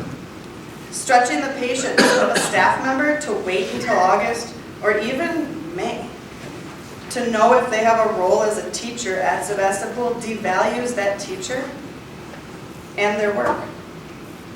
We are in a post-COVID era, and a smaller group of kids is a blessing that we can take advantage of. When parents are trying to find a school community they can trust with their babies, class size matters. They don't care how a school makes it happen. They want their kids to be connected, not managed. Smaller classes connect, larger classes are managed. We have data that we distributed comparing districts in the area, the 5K class sizes, and 22 kids in a class is a glaring disadvantage for Sevastopol in this situation. Let's not pull or cut that annoying little thread and watch our wonderful school start to unravel. 30. We have a lot of expertise and passion for Sevastopol in this very room. And we can come together. We can communicate. We can bring problem-solving mindsets to the table, and we can help this community and this school grow.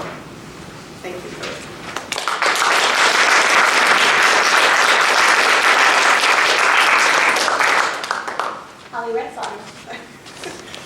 Okay, so I feel like when we were at the meeting last week, you guys we kind of set some numbers and some things, and so we kind of wanted to give you actually a handout copy because I know you asked for that too. So the first side is just kind of even what I brought up with my son. He's his current senior, and kind of what the class sizes were. And if you notice, it's pretty interesting. So this current junior and senior class were pretty small, and they're right where we are, 4K, 23, 22, and they did not cut a teacher. I feel like, I think I've only been here for 20-ish years, and we've always had 2 teachers. So some of you guys know or how long we've had 2 teachers per grade level. But so even, and then I mentioned too, because even at that point when they were going from kindergarten to first grade, one of our teachers was leaving, so it's not like we had to cut a teacher. And there wasn't much discussion whether, there was a little bit of like, do we hire a teacher, do we not? And then Katie Hughes was hired for a class, and then it ended up being a 28 size class. And so I just kind of wanted to actually like give you the numbers that I found as it went up. And then if you can see, the seniors are currently at 47. The junior class, not so much. I feel like COVID really hit them. And then on the bottom, kind of what Katie said too, about how her class went from 24 to 32. And then, and then on the back, so I know when Katie Groders kind of mentioned about Sturgeon Bay numbers, you guys were kind of interested. So we just as a staff did kind of what a parent would do, talk to friends who work at other districts. So this isn't like, 100% pure, but just from what we've heard from other teachers. So I kind of put on their Sevastopol. So typically kind of what we are now, 18, 19 per class.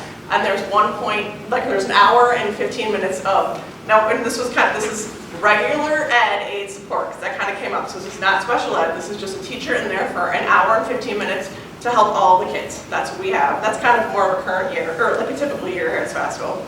Okay, so Algoma is more at 14 per grade level, and they don't have any extra help. But then Sturgeon Bay is between 11 and 14, and they have full-time aides in there to help in the classroom. Southern Door is at 18 to 19, kind of more like us, but they also have a full-time aide in there, and they were pretty excited to say that those aides are trained as much in the curriculum as the regular teacher is. And then Gibraltar, kind of same thing too, somewhere between 10 and 14. Apparently this year they have 10 in a classroom for their kindergarten, but they think it is more, between 10 and 14. And then they said that it kind of depends a little bit there on if it's full-time or part-time aid help in the classroom. 30. So when you look at 23, like Katie was saying, that's huge. And then I think if you look at the fact that 11 and 12, like that, and then if we can continue the same current aid support of an hour and 15 minutes, we're actually right kind of in the middle there. When you consider, Sturgeon Bay or Gibraltar has closer to 10 with full-time aid support, so I feel like that's not even out of the question. And then the bottom piece was just another thing we had said, you guys had asked, so the increasement this year was from 4K to kindergarten was 9, we got 9 extra students. And then, like I said, 4 years back, it was 3 and 4. And so there's definitely an increase typically between 4K. So anyways, we just want to give you numbers that you guys could look at, kind of so you have a little bit more information from what we said last week. Okay.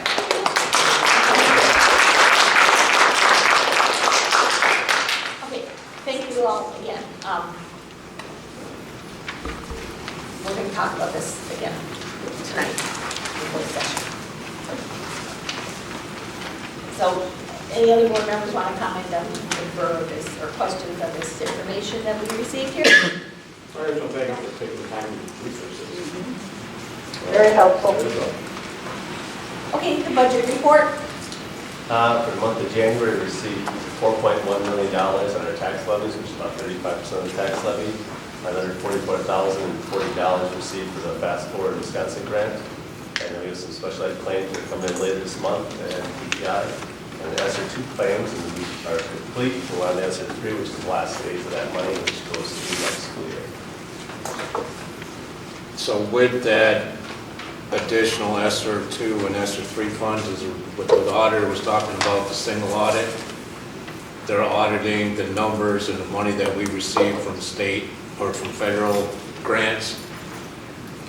When you get over $750,000, that's when you get your single audit. It costs the district more money, but it's something they have to do. So for the next probably 3 years, we'll be getting a single audit because we'll be over, with the ESSER funds, we'll be over $750,000 in money received from federal aid. Questions from the board? Bring in anything on facilities. There's nothing really in the facility.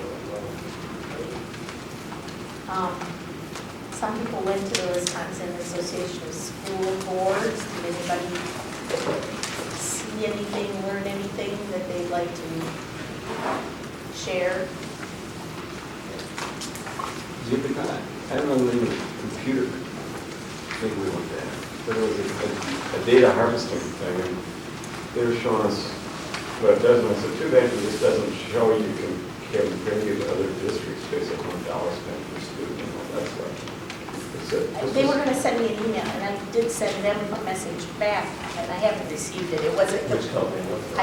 I don't remember right now. It was a great program, and they broke us down by our CSA in dollars spent per student. Yeah, I said, well, too bad you can't. They're $1 spent per student. And I said, well, too bad you can't also then triangulate it, or I don't know the right term, but another dimension, taking the $1 spent per student, and then also showing you your academic outcomes. Oh, just a second. You go, click. How do you want this with what schools and done?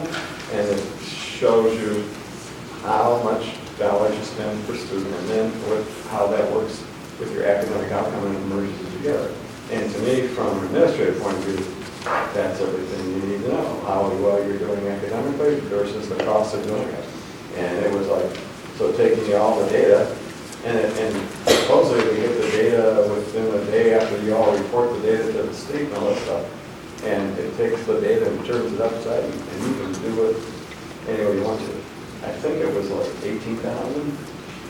I'll get the name of the company and send it to you. There were different packages. Right. Like the whole thing was like 18,000, but there were different packages.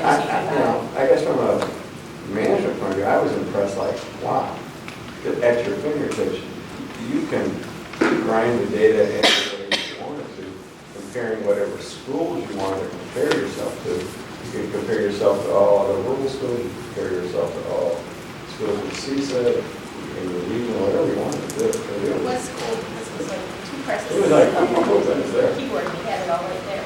Yeah. It was, I mean, I was impressed. I said, too bad you can't do it and compare your costs based upon academic achievement. Just a second. What Darrell? I haven't really found out the name of the company. Yeah. Jeff, did you have anything you wanted to share? No, it was just a fascinating experience, first time down there, so it was nice to get into different groups and sections on what they have. Wish they would have it scheduled better, instead of having an hour off, wish they... It should get done in 2 days. It's too long. Because you go to 45 minutes and then you've got an hour. Well, do you go back to your hotel room, you go upstairs where you can spend money, and then you, so. That's where all conventions are, because those exhibitors put the bill that is, so the exhibitors want X number of hours of free time for you to go and come back to school board meetings to say to the administrator, I saw this really Jim Dandy, click, when you go, and maybe you go by. Well, at least I got all excited over the mummy, or the body. I'll talk about that later. So, I attended a session on book challenges, which is a hot topic right now, and WASB procedures for addressing complaints about learning materials, and a couple of school districts were reporting on what they are doing, and I brought back some materials to share with Bridget Bowers on that topic. I also attended the WASB breakfast, and Tom Thibodeau was the speaker, and he talked about the power of appreciation, which was really a nice, positive message, and people responded very well to it. I've seen the survey results from the convention, and he got very high ratings on his presentation. I also went to a session on Title IX and transgender students and legal rights of students. And there will be some new legislation coming out on Title IX within the next several months, probably. I went to a session on new school laws and substitute teacher permits for college students who are 20 years old and still college students, an opportunity for them to get special permits to sub because of the shortage of subs. Also went to a session on inclusive school board leadership, and they offered a worksheet for boards to assess where they are on inclusivity. They also talked about the importance of disaggregating data, and I think some of this would be helpful for our committee that we had going, which has not met for a long time, on equity. I went to a session on Empower You, a program to improve student motivation, engagement, and mental health. And 100% of the Elmbrook staff reported student growth in the area of social and emotional well-being and mental health. It's an excellent program. It's available online if anybody wants to look at it. Empower You, just the letter U. I also went to the legislative update, which I shared a lot at our last meeting when we talked about the legislative upcoming state budget. And the delegate assembly met a very long session. There were amendments to the amendments to the amendments. All of the resolutions that you all saw did pass, except the universal free lunch. That one did not. That one failed. Many of them that passed were amended, and we unfortunately lost the quorum, so there were two resolutions that were not acted upon because we cannot proceed without a quorum. And because the session was so long, like till 5 o'clock, people had other commitments and had to leave. But the most significant resolutions were acted upon, and they're all online, so you can check them out at the WASB website. Did you have anything you wanted to report on? There were a lot of things to go through. The best things I went to was I went to a session on libraries, and I don't think we had this here, but in some schools, people are challenging the topic of books, certain topics of books that are in libraries. And that school district has a library committee that meet to review any challenges. somebody reminded that happens to us. There was a session on college credits, which was interesting to me because I'm hearing from students from last year that are saying, gosh, I wish I had taken this, this, or this, or could have taken this, this, or this for college credits instead of one. You know, our shop is great, but one student to fit in his schedule had to take woodworking. So he needed 6 cribbage boards and a table for his mother, when a college credit class would have helped him more. So if we can explore more of that for our students. And one thing I heard, I can't find it online, I can't go back and check it, but we do some of our CAP classes, we do our CAP classes through Oshkosh, and this was the Milwaukee School District. Oshkosh I don't know if Oshkosh wouldn't accept the class, wouldn't accept the teacher for credit, but they went to UWGB, and UWGB gave the college credit. So it might be something for our guidance council to look at. I've already spoken to this small part about reaching out to the GD. To see if other schools offer that. And Mr. Schaefer, Ms. Maltberg got preliminary data this week on the number of college credits, potential college credits, because some of the seniors still have the semester left here. And next month I'll give you that for the technical college credits and the 4-year colleges. One of they have these long general sessions, but the best thing that came out of it for me was there's a guy on TikTok and Instagram called Jerry Brooks, and he's very funny. He does these little clips, and they seem like that could never happen, but that happens. He's really funny, so you can look him up. And then I did find a way to spend money. They had this table about this long, and they had an electronic cadaver. And you could peel back the skin and you could see the blood vessels, you could see the arteries, you could see the muscles, you could see the brain, you could see the heart. So if you were going to promote the medical field, that was fascinating. It's something the 4 school districts should look at, maybe sharing, getting a grant to purchase it. It's $80,000. It comes with a trailer, you can haul it from school to school. And yeah, it's like 50 layers of a human being. Well, then you push a button and it's a dog. I did not see the dog. Oh yeah, you can do You dogs can and do cats. anatomy, you can do. I did not see those. Yeah. It's better than when I was dating my wife, I opened up her trunk and it's a dead cat that she was in her anatomy class. So, you're welcome. One more thing on the convention. I agree with Jeff. I wish it were a little more well-timed and a little shorter. But so when we have people going there, maybe the school board should look at the topics ahead of time and say, we are interested in this, and a couple of people should go to this and come back with it, because we come back with these things and it's a one shot. The rest of the administrators didn't hear it, so it was fun for me to hear about, but there's not a payback for us on it. So next year, we're going to send people down there. These are the topics we're really interested in. You should go and see those. I thought we could talk about it next year. We don't have anything on board goals. So that's what I, so how did I separate? Because I thought what you said about the library was important. So do we have a process of reviewing books that go into the library?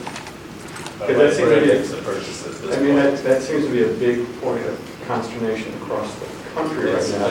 That school boards don't know the books that are in the library, and many in the region would find them offensive. So what is our review process? This was at the convention.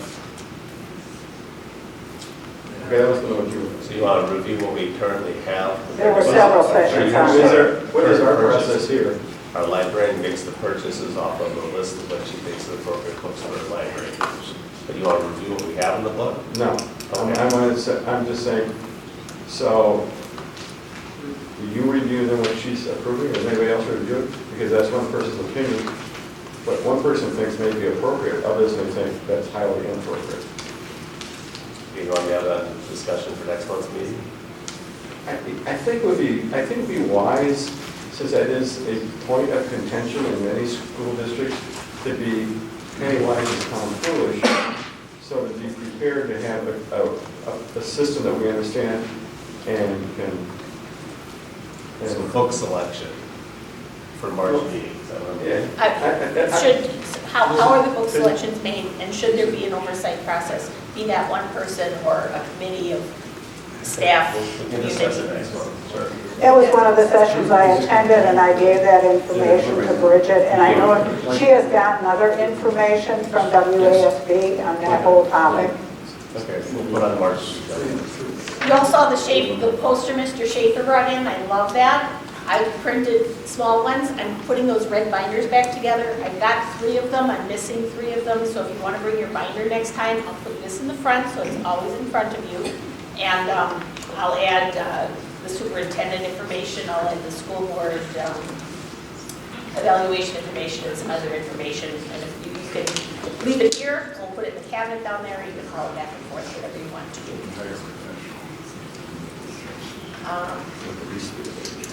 Then we have the second reading of revised policy number 5330, administration of medication emergency care.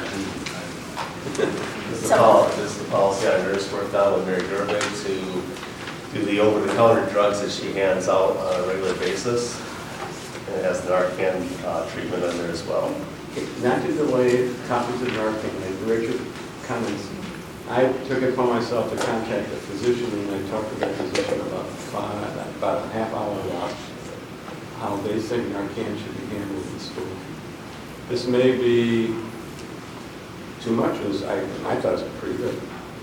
And Narcan is not any more complicated drug than anything else. That person recommended that the administration of Narcan be a topic faculty, that all the faculty shown how and allowed to distribute Narcan in emergency situations, that Narcan be available in your most public places, so it would be open in this office, it'd be probably in your office, and even if you could find a way during athletic events where there's a whole bunch of people, but that there be a call system, just like you do for fire or bombs or anything else, that you call up an alert, room 205.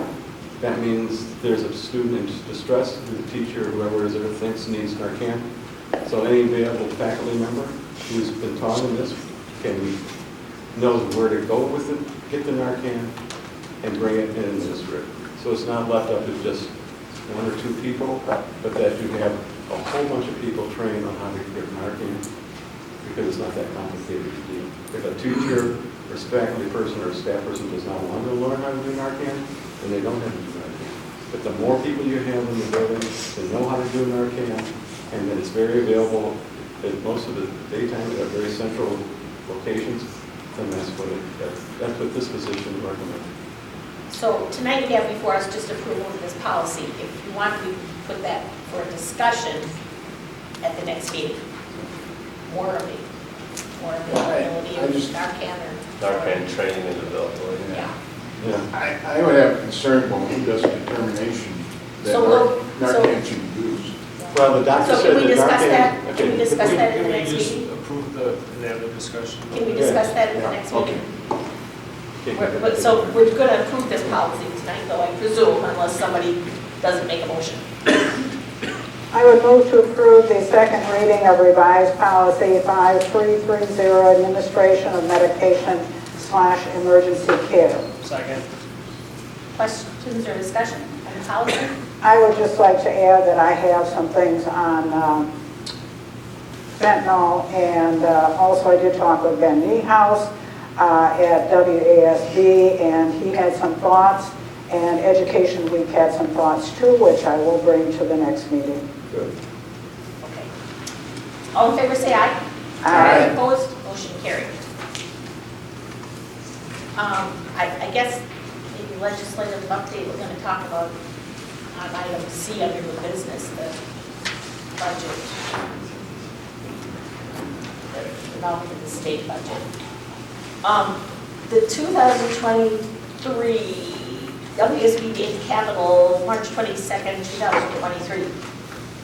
I thought about going to that. I've gone to that when we realtors group. It's kind of a fun day. We can go down there on a bus and you see the Capitol and see your two legislators, but I couldn't see myself paying over $500 because we're not taking a bus. I couldn't see myself paying the registration fee, motel, and travel for $500 and that being a good return for the district. And I know that the legislators meet with the superintendents periodically and with CISA. So is anybody else interested in going to that? I plan to attend, and I did send out with the board packet some talking points which you had asked for at the last meeting. We'll talk about those at that next item. Yes. So you want the district to pay for the expense to go down, or you're going to pay for it? Either way.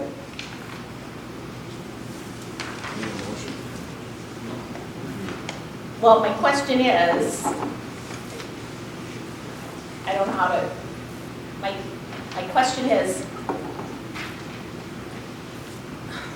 it's it's $500, so we're talking about eliminating a teacher. So is the money we spend has to have a good return on investment, so are we really going to get a broader message across to those legislators by sending someone to Madison, or are we better off picking our top 3 to 5 things, getting it in a letter form from the school board and presenting it to them? If it's a big issue, I'll pay for it myself. But one of the issues are that we're one of those school districts that has very limited funding. And equalization rate is 0. Right. And the revenue formula, well, Well, the revenue formula is not going to change because we've had 15 blue ribbon commissions over the last 30 years and have never made a change to it. And our governor was the former state superintendent, and he was a sitting superintendent. He knows the formula is broke, but he can't fix it either because there's winners and losers when you change it. And there's going to be more people griping that they're a loser and we become winners, and so they won't go for that. It's property-rich districts like us that aren't going to get more. With the surplus we have, there doesn't have to be winners and losers. Okay, for a moment, we're going to move on from item B, and we're going to move to item C, the district involvement in the state budget and the talking points that we might want to relate to our legislators' kitchens and Andre Jacques. so they can get to it. Mr. Ward? So would we be better off, because I've gone 30-some years of days at the Capitol, but on different topics, but, and I always found that the most effective is when they come and sit in your office and you have one-on-one. So I think it would be more effective for us to bring in our state representative and our state senator together, and we as a board have a meeting with them to discuss firsthand what our issues are here. We have their full attention for a longer period of time, and we can get it all as a group. We can get our strategies out and our agenda laid together and give our agenda and have it just a down-to-earth, face-to-face here at our place. I think we've been down that road. I know with Joel Kitchen, we've had that discussion. I mean, I've been around for a couple of times and.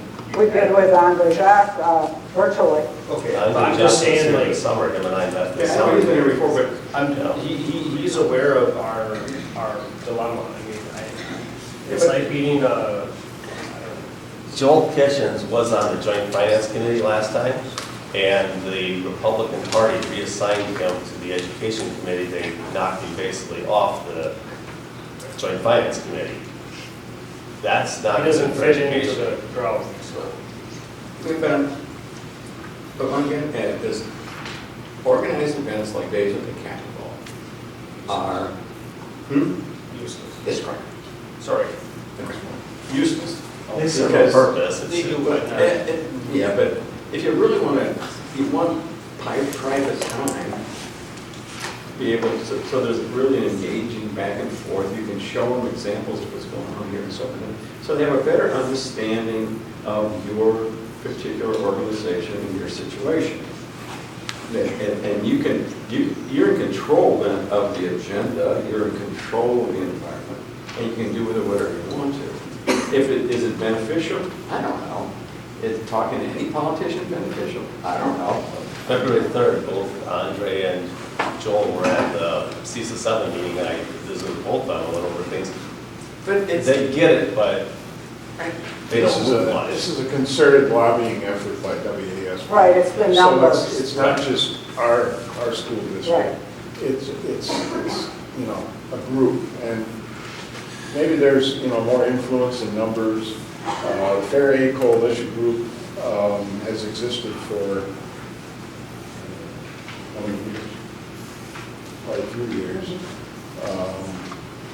So I mean, I think does it have a lot of effect? Maybe not, but when you get a group together, it seems to have a little bit more punch to it than we meet with two of our legislators. And then the next week, the Fair Taxpayers Alliance, I don't know what their name is, will come down to Madison and talk about how their property taxes are too high and they gotta do something. They don't do that. So those guys are gonna hear from us, they're gonna hear from Gibraltar, they're gonna hear from Sturgeon Bay, they're gonna hear from Southern Door, Algoma, Kiwanee, but then they're also gonna hear from some bigger districts that don't have the same issues we do. So maybe we package our issues, and that goes to them as a letter from the school board, and either we ask to meet with them or have the superintendent meet with them and pound those 3 to 5 issues.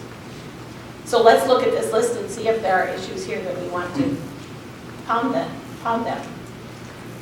There's been no revenue limit adjustment in state public school funding since 6 or 8 years. Consequently, we have a lack of spendable revenues.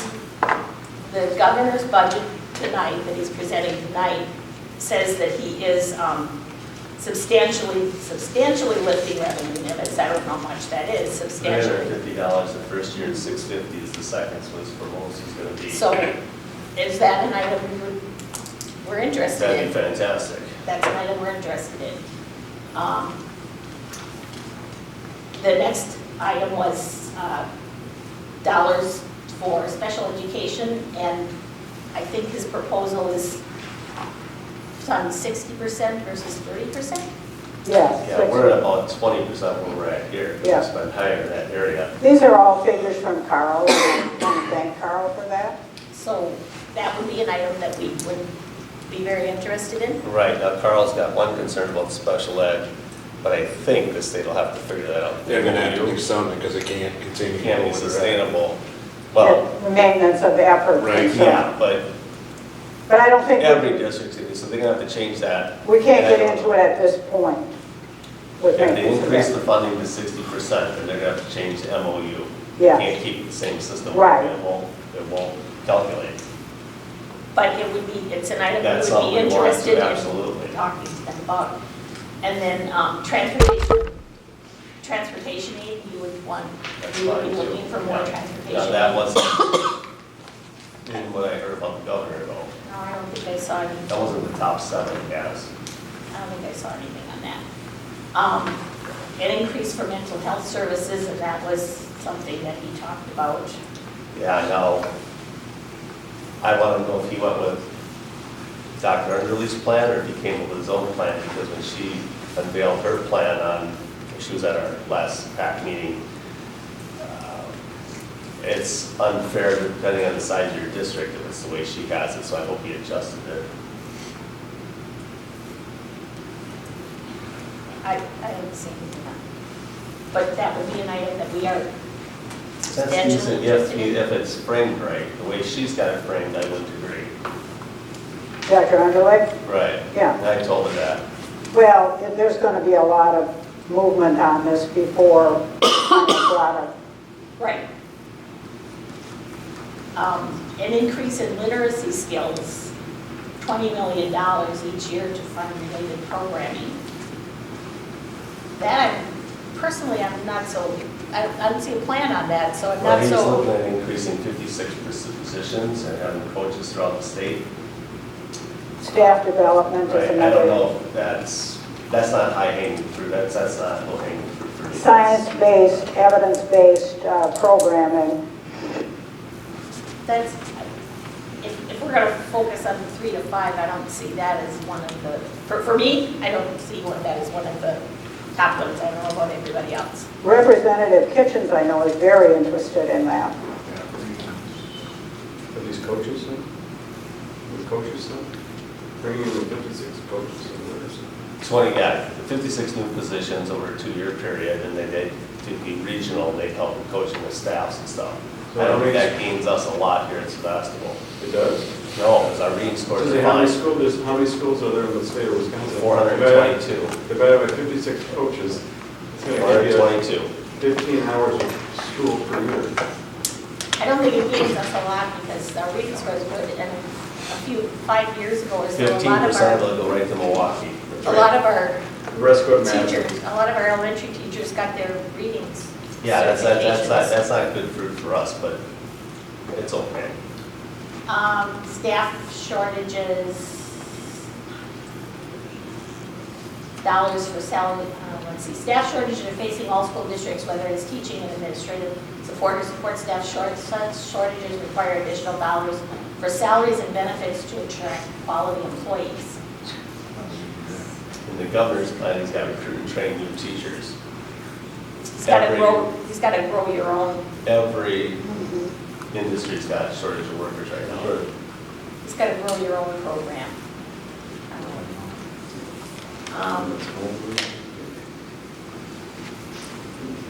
State and federal pandemic funding received by district was utilized to address the increased cost of providing educational services to our students at that time and has already been allocated with approximately 10% remaining, which will also be allocated prior to the 24 school year. These funds will no longer be available to meet costs. Well, that's a good point to bring out to them. This is important because there are those in the legislature who are saying we got all this money from the COVID funding and schools haven't spent it yet, but we have spent it. Yeah, we planned out. Yes, we have, but some It schools disappears have next not yet. And this is giving a fuel to those who say we don't need to give more funding to the schools because they haven't spent what they were allocated. And it depends We haven't on your claimed situation. ours. They haven't claimed it, we just claimed it, we just finished ESSER 2 funds, so we haven't claimed our ESSER 3 at all. But we have it. So they could point at us and say, you haven't used it. Well, you've got to use your 2 before you can use your 3. Yeah. And we got a 3-year plan, so if you have a 3-year plan, you can't use it until the 3rd year. We're in good shape. You can go online and check this Right, out. but there's other districts that are in bad shape because Right. they're using it for their day-to-day bills right now. And when that Right. takes off for them, they're going to be in big trouble. And this is why WASB is encouraging those districts to utilize those funds. Yeah, there's going to be real winners and losers with that one. Right. It's bad. So There's The two more, board- there's 2 more points in the governor's proposal is he's got more money going to ELL, which is exactly what we need, so that's great. Okay. And then he's looking at free breakfasts and possibly free lunches for all students. And I'm not so much in favor of that because we do have the free and reduced lunch program for the percentage that get that. So sometimes some rich families or well-off families are getting free lunches and breakfasts that don't really necessarily need that. I'm more interested in ELL money. So on our list, we would be in favor of this ELL plan. Correct? Right? Increasing the revenue limit, Absolutely. increasing special education aid, special education funding, reimbursement, increasing transportation aid, and we are in favor of this, additional monies for mental health. Yep. So, how do you want to present these to Kitchens and Jacques? Well, I will take them to Madison at the day at the Capitol. I can certainly send them to I think I drafted a letter and bring it to you guys in March too, and then you sign it. I think a letter on the school letter from the school board, All of us signing it. all of us sign it or have our names typed on it. And of course, next time Mr. Lippy talks to them, he'll. They come out almost every other month now to see some of these meetings. So what does that other side say? Withdraw. What did the other side say? Well, Well, there's money, okay, so right they now, control both houses. That they what's gonna happen now is the money's, proposal from the bud governor, which tonight is gonna be the best it's gonna look for education. They're gonna send it to the joint finance, and Howard Markline and his guy is gonna sit there and pick it apart. What do you call it, private schools, there's about 110,000 private school students in Wisconsin. About 50,000 of them are funded right now through the voucher program, so they're gonna try and get it to be 110,000, so some chunk of money's gonna go there. So that's gonna be a big knock on it. And they're just gonna, the 350, 650, they're gonna knock on that number really hard on them, because they're gonna say, well, how do you know that's the right amount? And hopefully Evers pushed that up high enough so that when they knock it down, it's about where he thought it'd be. 'Cause he's gonna put out tonight more than what he thinks he's gonna get. This is the best budget he can get. I don't know. And then Robin Vossen can get his brothers going. Yeah. The problem with the surplus is so much of it is one-time money. I think, I don't know what percentage of it, but it's a big percentage of that $7 billion is one-time. Yeah, I think That's exactly right, because the mental health is $270 million over 2 years, and then what happens in that third year when the surplus is gone, I don't know. to me, that what you do is at any rate, you would gear your increased funding to the surplus. So as the surplus goes up, you get more money. If the surplus goes down, you should get less money. Or else the state's going to be back there and cut you more than. But this surplus. Right, but as a school district, you can't have your revenue keep bouncing around. That's why it's great when we get an increase per pupil every year, but then they held it solid at 0 for 6 years. That's no good. And then when they did last time, they put it on as a categorical aid, which categorical aid is dependent upon the budget being approved every 2 years, and so hopefully that stays. So that's the problem. I'm certain there's a group out there, not to be cantankerous, I'm certain there's a group out there that would say, well, what surplus means is you overtax me all these years. Right, there's a group out there that wants it funded to the citizens. And rightly so. Right. I mean, the government's supposed to be like this, it's not supposed to get big surpluses, so that means you overtax your taxpayers.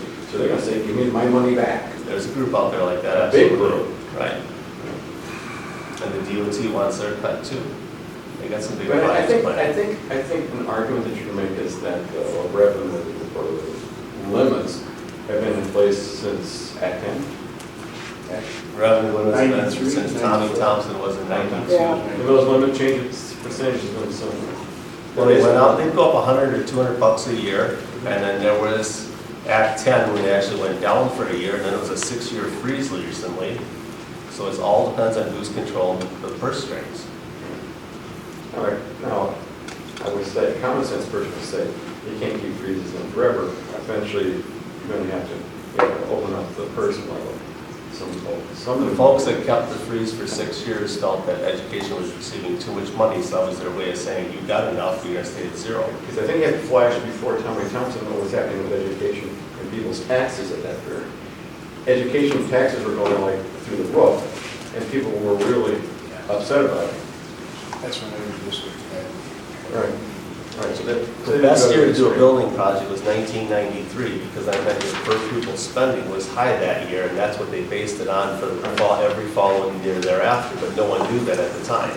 And the original revenue limit worksheet was supposed to be out for 5 to 6 years, and then they're going to retool it, and they can never retool it, and they just left it as is. So if you had your magic wand with those, what would you like to do? I would freeze districts like Gibraltar, and a district like Belmont, I increase, or Seneca, and I increase their per pupil, because our kids aren't worth as much dollar-wise as a Gibraltar kid, but our kids are worth more than Southern Door and Sturgeon Bay, and so I'd make it more fair on who's got what on that, and I adjust each one. I look at all 422 and I balance them out. And you gotta also remember that of those 422, some are K-8 districts and some are 9-12 districts, and they should get less than the rest of us because they're not educating their kids the same way. And the voucher schools are getting a huge amount. I wouldn't give $1 to private school. We send $17,000 to voucher schools and don't. Okay, about, here we go, about 10 or 11 years ago, every district got a sheet, and on the top it told you how much of your money was going to Milwaukee, Yeah. Kenosha, and Racine. And Howard Markline took that line off there 2 years after he got on the Joint Finance Committee, because he didn't want to show you how much money from Sevastopol was going to those three districts down there. And now it's statewide because the voucher program widened out, and folks didn't know what was happening in the state of Wisconsin because in Sevastopol didn't worry about it because it was just a little chunk going down to Milwaukee, Kenosha, and Racine. And now it's expanded statewide. And the limit is going off in what year, 2026? I don't know what year it's coming off. 2026, it'll be wide open, no more limits. That's terrible. And some municipalities are putting this on their tax bill, but ours are not. But if you look from a global point of view, I'm just telling you what I see. I see the future, because it's happening already in some states, it's very popular. The dollars follow the student. The dollars don't go to the districts. So it's up to the districts to be able to provide a great product that people will want to send their kids there, and those dollars will follow. That's what we have now at open enrollment. Our students worth Well, yeah, $5,000 at open enrollment in is worth $8,800. They're not worth as much as a residential student, but if a kid leaves. I'm talking about those dollars are also going to flow to private schools. That's where the voucher money is going right now. That's where it's going. 50,000 kids are having dollars follow. Doesn't go to all private schools. It's going to go to 110 if the wrong people get their choice. Yep. And it's not, you can't put it back. Those 50,000 are never I'm going telling you, back. that's where it's going. Yeah. And they get reimbursed at a higher rate than we do, which Yeah. is totally wrong. Their kids are worth more than ours. So we have pretty good access to the kitchens and Jock. Personally, Mr. Lippy meets with them. I think, as Keith said, they know our situation. So do we do this as a letter, have the school board sign it and present it to them? Sure. Okay. Do we want to send somebody, do we want to fund somebody to go to the day of the Capitol? I move that we fund a representative from the Sevastopol School District to attend the WASP Day at the Capitol. I'll second that. Day earlier. Questions or discussion?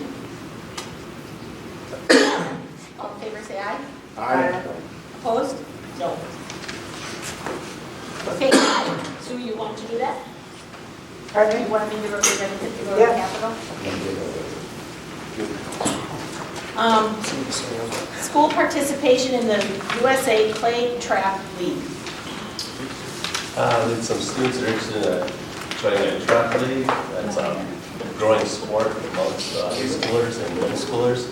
And here's an opportunity to do so. Ms. Tang's researched it, and it's, I can't think of the name of the club. It's up in Juddville. Yes, it's up in Juddville. And who was it? Sophia? I'm here. Oh, go ahead, you talk. Go ahead. I can come up and Yeah, say go ahead, something talk about it. Okay. Yep. Yep.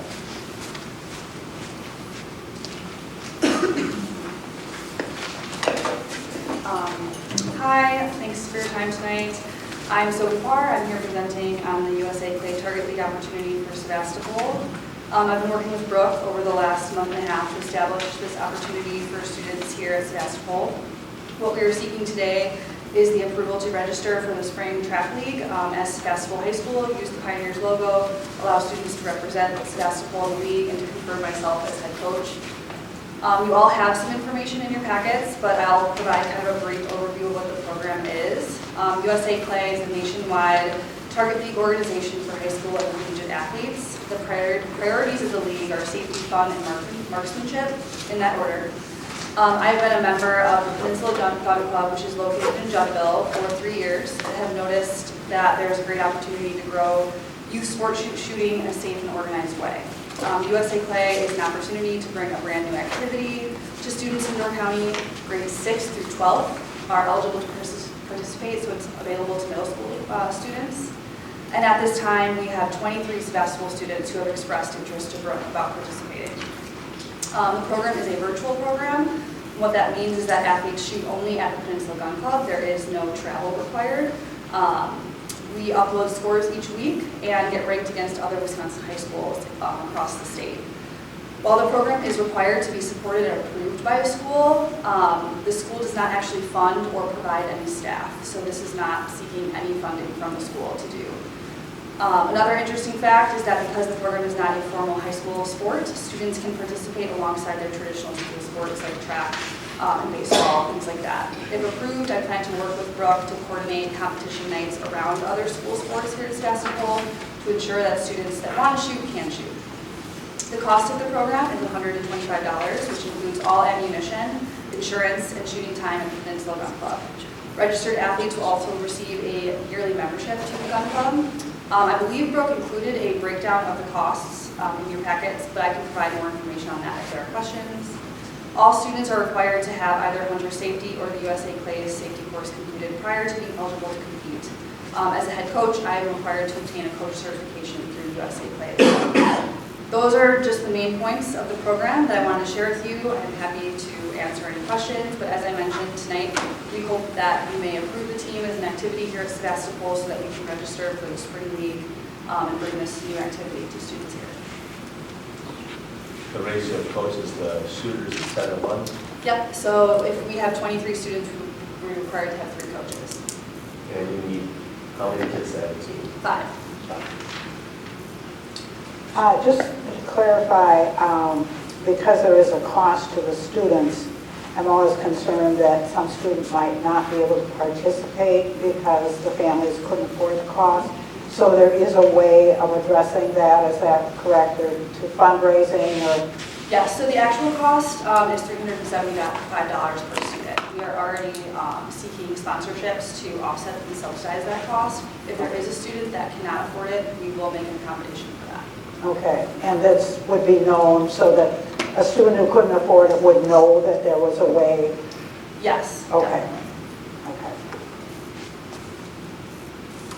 So when you said you just shoot at the same place, I know like Sturgeon Bay, they must have a program at Sturgeon Bay School too, or just recently started, we do like compete against? Sturgeon Bay is part of the Scholastica program, which is a program that actually travels. Okay. We wouldn't travel. It's USA Clay and Scholastica are two different track organizations in Wisconsin.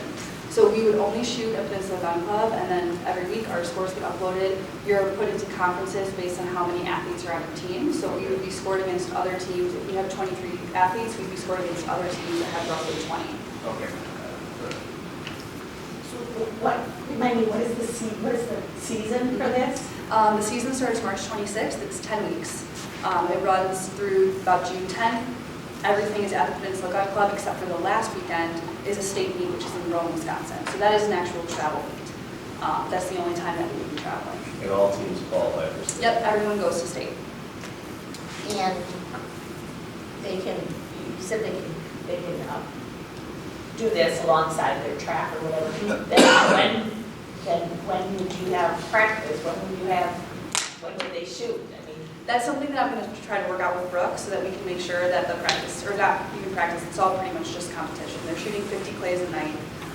So they would shoot likely 5:30, 6 o'clock once a high school sport practice is over. We can also shoot on the weekends. We're able to shoot 2 days a week, so it can actually accommodate flexibility with student schedules.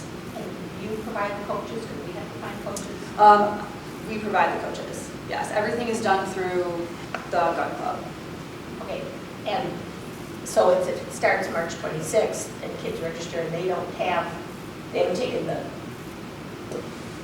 safety, they need to take that first. Yes, all students will be required to complete the online safety course, and there's also a in-person course that they'll have to complete prior to being eligible to compete. They can register, but they'll have to have all of that prior to being able to actually shoot. And what about if a student wants to participate but they don't own a firearm? That's a large expense.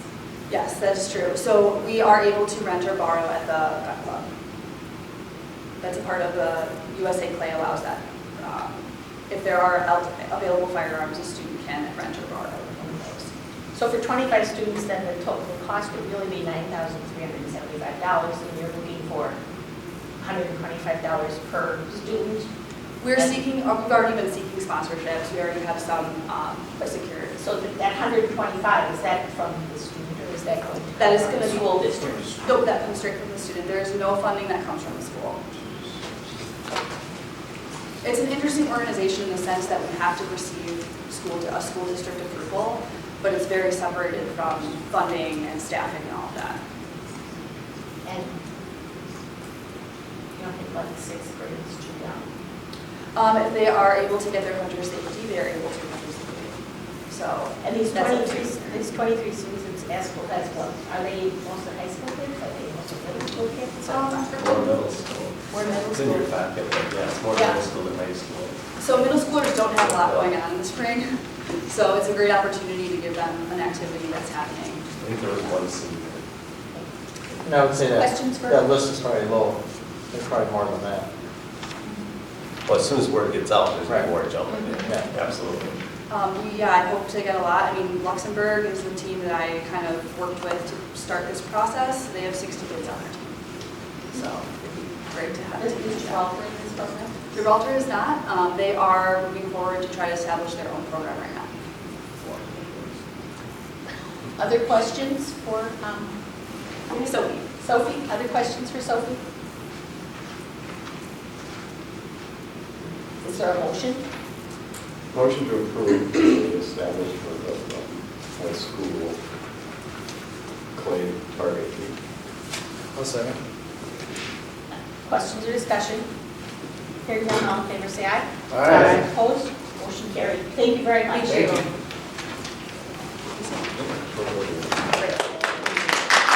Okay, so we have the first reading of policy 5830 on student fundraising. Someone like to first make a motion on that? I would move to approve the first reading of revised policy 5830, student fundraising. Is there a second to that? Second. Okay, questions or discussion? So the second page is to cover events, for example, like the Fish Creek Games, there's alcohol served in the tent, the Booster Club's running it, and our kids go up there and run the games. They're not buying alcohol, they're separated from it, and it's really not the schools, the Booster Club is doing it, but we're kind of affiliated. So you have 1 through 11 on the second page. I covered this, Mary Gerber went over this with Brooke and I. Just ask a question. High schools have had bowling clubs and things forever. Those are held in bowling alleys, and I suspect the bowling alleys don't shut down the bars, and high school kids are there bowling. Well, I don't know our Separate. Right, separate. Yeah. But there's a tent way back there, who cares? Yeah, but you can go into a bar and order food as long as you're not, I mean, just eat at the, in the restaurant or at the table, order food. Yeah. So, Well, I mean, I'm just saying, for the bar, yeah, but there's food in where the bar is, for the bowling alley. And kids are allowed to go into those establishments, those schools? I'm just saying they're not. Okay, wait. I just don't understand that, what's the difference? This is what our schools affiliated, like talking about we don't have a school bowling team. No, but there are high Football schools in team. Wisconsin Right. that have bowling clubs, Right. and they go to bowling alleys after school, And we and do have a bowling club. That's best. okay, they go to a bowling alley, Alley lanes. and there's probably alcohol being served in valley lanes. While the kids are there, actually some of the lanes down the way that aren't being used by the high school, I bet they're drinking beer while they're throwing the bowling ball. So what's the difference? This is where we're going out fundraising, we're helping out like the Booster Club, and there's alcohol there. So this is saying we can do it as long as we follow these guidelines here. That's what the 11 bullet points are. It also says that such activity can be pre-approved by the district administrator. So there'll be special, I mean, I keep going back to the bicycle tour that we had here in Sevastopol one time. And we all remember the issue that came up with alcohol being served at the town park when we had FFA students helping with parking. And yeah, it got to be kind of a real issue, and the promoter of the bicycle tour left, and we, and maybe they Well, wanted. he didn't, the school chose to separate from him. That was a huge fundraiser Yeah. for the Artist in Education program. But And alcohol- they chose to not be involved with it anymore because of the alcohol. Yeah, yeah. I mean, it was kind of it got to be a personal issue with the administrator and the promoter of the tour.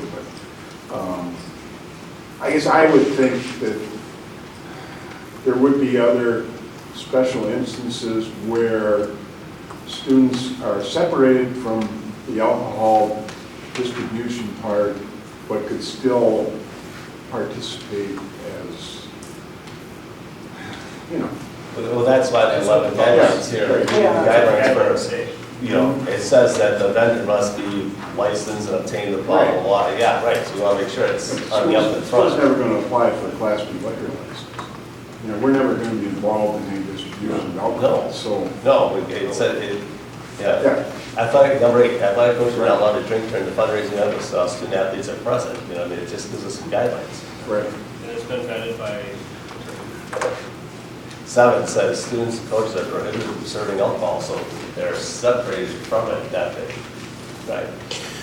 So any fundraising activity that involves sale of alcohol will not be permissible on school district premises for any reason. We would never do that. If we rent the town park, That's not a school sport. That's not. No, like when we have a baseball or softball game over there, then that becomes school grounds because it's part of our extension of us because we're paying to use that facility. So then at that time, during the ball game, it's our facility. But they don't serve alcohol during the. We don't celebrate, no, right. The stand is open, there may be alcohol in the The only stand. time the park's ours is during our rental period, where we practice or game. But I mean, I don't know who works the stand, but hypothetically, there could be beer in the stand from the Cubbies or somebody, I don't know, but I'm just saying like. they're not selling it.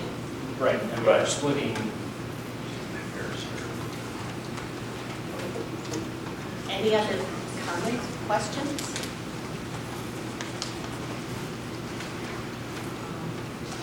Hearing none, all in favor of approving this first reading of the policy? Say aye. Aye. Opposed? Motion carried. Facility use. I think it was last meeting or the meeting before, we had a big, long discussion about facility use and Wednesday nights kind of being reserved as nights where families wouldn't have a practice, wouldn't have a game. And Sunday mornings where it's time that families can not have to think about going to practice or a game, do what they want to do. I would like a clarification on that. Is that rule just our varsity teams, our JV teams, our middle school teams, or does that extend to the other people that use our gym, such as volleyball, Mighty Pioneers, etc.? Right now, we just have our school-sponsored teams scheduled afternoon. We don't prohibit, we prohibit our own teams from practicing on Sunday mornings. But if Mighty Pioneers or Club Volleyball wants to use it Sunday morning, that's not a school-sponsored one, so that we are allowing them. But if you tell me flip it and don't let anyone, so they all can have their family time, church time, to respect the policy 95-60, we can do that. But right now, we don't do that because they're not That's supposed what to. the club's team, I mean, there's no gym time. So Sometimes space, club teams have to absolutely. practice at 10 o'clock because they can't get in the gym any other time. That's Right. why, They always get the worst time. so.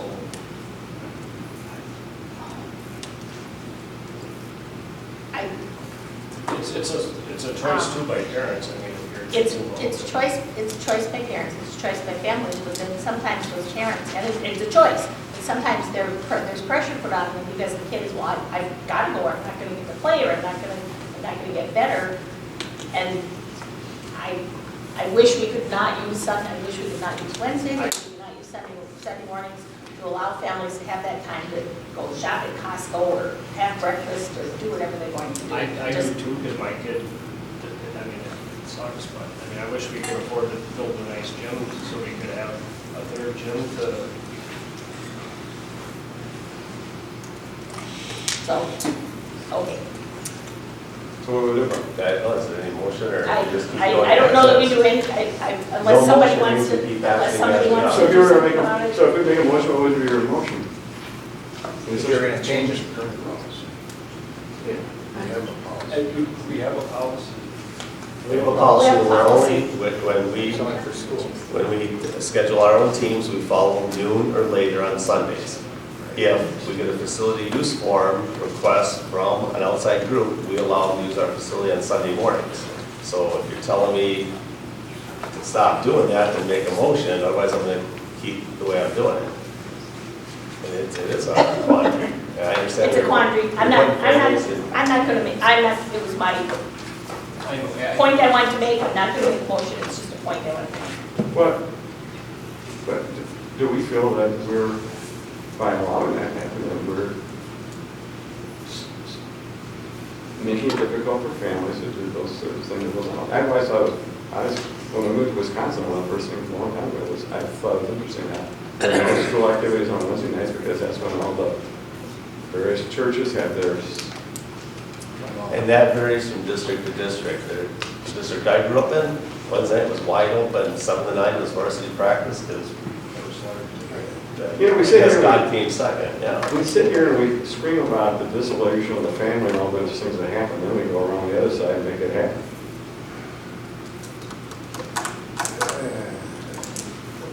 That's why we got good discussion tonight. I mean, we're talking about both sides of our mouth, we're whining, moaning and whining, the families don't do that, then we say, come on down anytime we want to. Well, we're preventing any school-sponsored sport from practicing like that state. What clubs do is, that's on them. I mean, and if that's what We they don't have have to do control to on accommodate their coaches, I mean, you I know, think it's it's a big deal. I don't think it's a big deal for the facility to close on Sunday. It's hard to find coaches. Maybe Sunday morning is. That's not a responsibility for clubs, is it? What's that? Is that a responsibility for clubs? It's not a We responsibility. are not, we do not fund the clubs other than letting them use, we fund them by letting them use our facilities. The club volleyball, the Spike Town, they're like not even, they don't even use the Sevastopol link. Mighty Pioneers, people perceive that as a school group. They don't, and they don't even understand that the school doesn't fund it. But the Spike Town is a blend of multiple kids from different schools.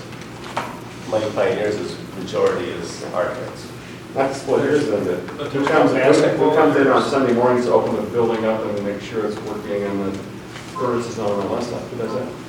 Yeah, we have a few for that. If it's, Who does that? it depends on what group it is, and if it's a teacher or coach from here, then they're already certified to do that. If it's an outside group that they don't have something like that, then we have to sign a police for it, then they get charged for that. I think the heat's on already.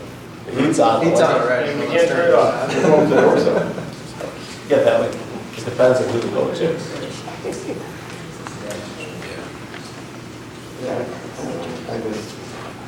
I can go anywhere in this, but there is a. Then make a motion if you want it to change, otherwise. Yeah. Otherwise, we keep doing what I've been doing. Otherwise, he's gonna keep doing what he's doing, otherwise make the motion, or let's. Let's table it for a moment. Go ahead, table it for March, is that a motion? Make a motion to table this whole concept for further discussion. And so we have a chance to look at both sides of the issue. How about I make a motion that we keep everything the status quo? I just make a motion to table it. Is there a second on Jerry? Is there a second on Jerry's motion to bring it back to discussion in March?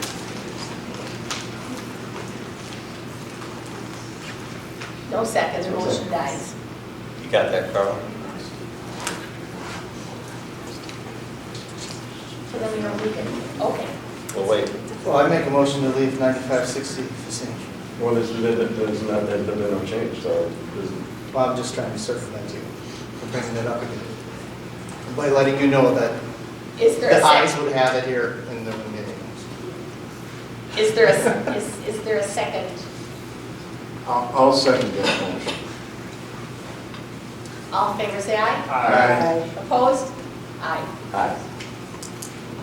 Okay, well, so you're on record, we're on record, that's good.